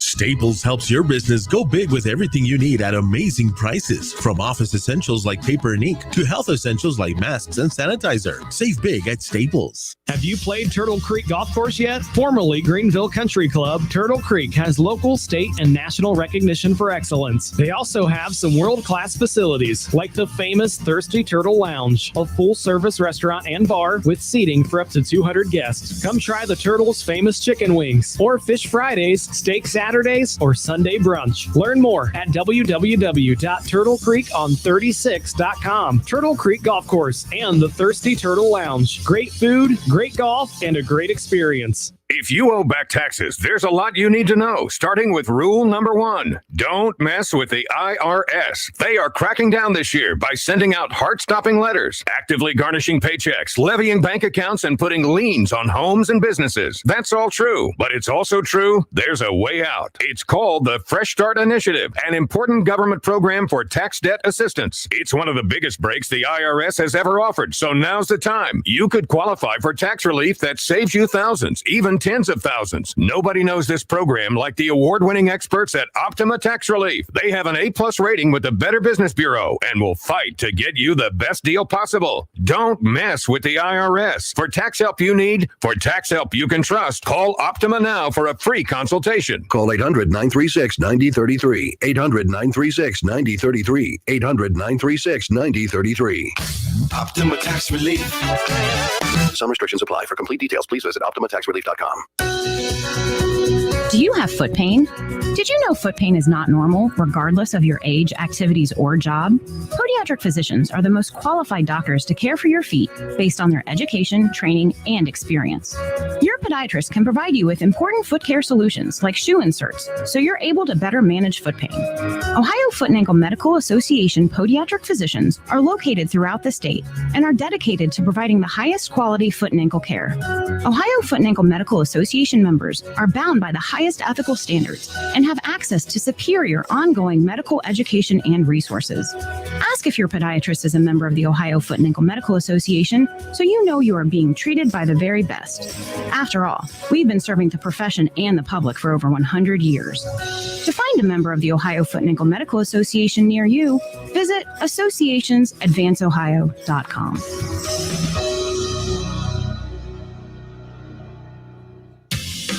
T-Mobile for Business knows saving time and money is important for your business. That's why we're introducing Microsoft 365 on Us, now included in our best business plans. With Office apps, Microsoft Teams, cloud storage, and more, Microsoft 365 on Us gives you the tools you need to run your business. Stop by a T-Mobile store today. Qualifying plan required. Contact us to activate. 1 license per line, max 2 per account. Third-party terms apply. See T-Mobile.com for plan details. Pros today have to do whatever the job calls for, and the Home Depot is here to help make that easier. With a wide range of delivery options, you can get what you need, from job lot quantities to small supply runs, delivered where and when you need it. Don't want to buy the tool? Rent it. We've got the most innovative products and more ways for pros to find them, in-store and online. Pros are changing, so are we. The Home Depot, how doers get more done. Paint? No, Paramount isn't just paint. It's the #1 paint in overall interior hide and stain resistance, providing the most advanced protection in just one coat. And now you can get that same outstanding protection with our new Paramount One Coat White. This first-of-its-kind one-coat ready mix white provides a beautiful white finish. You'll find Paramount paint exclusively at Menards. In third-party tests, interior paint claims versus super premium home center brands in eggshell sheen. Get 11% off everything now at Menards. Savings or mail-in rebate. See store for details. Making it easier for you to get the frickin' chicken. Remember Frickers.com. That puts you in touch with everything you crave. Frickin' chicken wings, burgers, ribs, salads, wraps, everything you crave. Should you crave an ice-cold domestic draft beer? Join us and dine in. We have a 48-ounce personal pitcher for only $6. Dine in, carry out, delivery, and now order online at Frickers.com. The home for fun, food, sports, and spirits is the home to order online at Frickers.com. When I say Central Ohio's premier link-style golf course, what do you think of? It should be Windy Knoll Golf Club in Springfield. What used to be a world-class horse farm is now a stunning link-style golf course, complete with full-size steel horse sculptures and black rail fencing all around the course. And it's open to the public. Windy Knoll offers a challenge to golfers of all levels. Outstanding course conditions add to a truly exceptional golf experience. Get your friends together and come out and play at Windy Knoll Golf Club in Springfield. Make it a Redbox night with an edge-of-your-seat action thriller that can't be missed. Rent Ava, starring Jessica Chastain. Ava is a notorious assassin who travels the globe specializing in high-profile hits. However, when a job goes dangerously wrong, she is forced to fight for her own survival. Rent Ava, along with other new movies, tonight. Head to one of the 40,000 Redbox locations. Stream on your smart TV or visit redbox.com for all the ways to watch. While serving in Iraq, an IED took both my legs, but it didn't take my spirit. As America's veterans face challenges, DAV is there. I'm Greg Gadsden, Army veteran. DAV helps veterans and their families get the benefits they've earned. Today, I'm an entrepreneur, photographer, and public speaker. With the right support, more veterans can reach victories great and small. My victory is just being the best that I can be. Support more victories for veterans. Go to DAV.org. Staples helps your business go big with everything you need at amazing prices. From office essentials like paper and ink to health essentials like masks and sanitizer.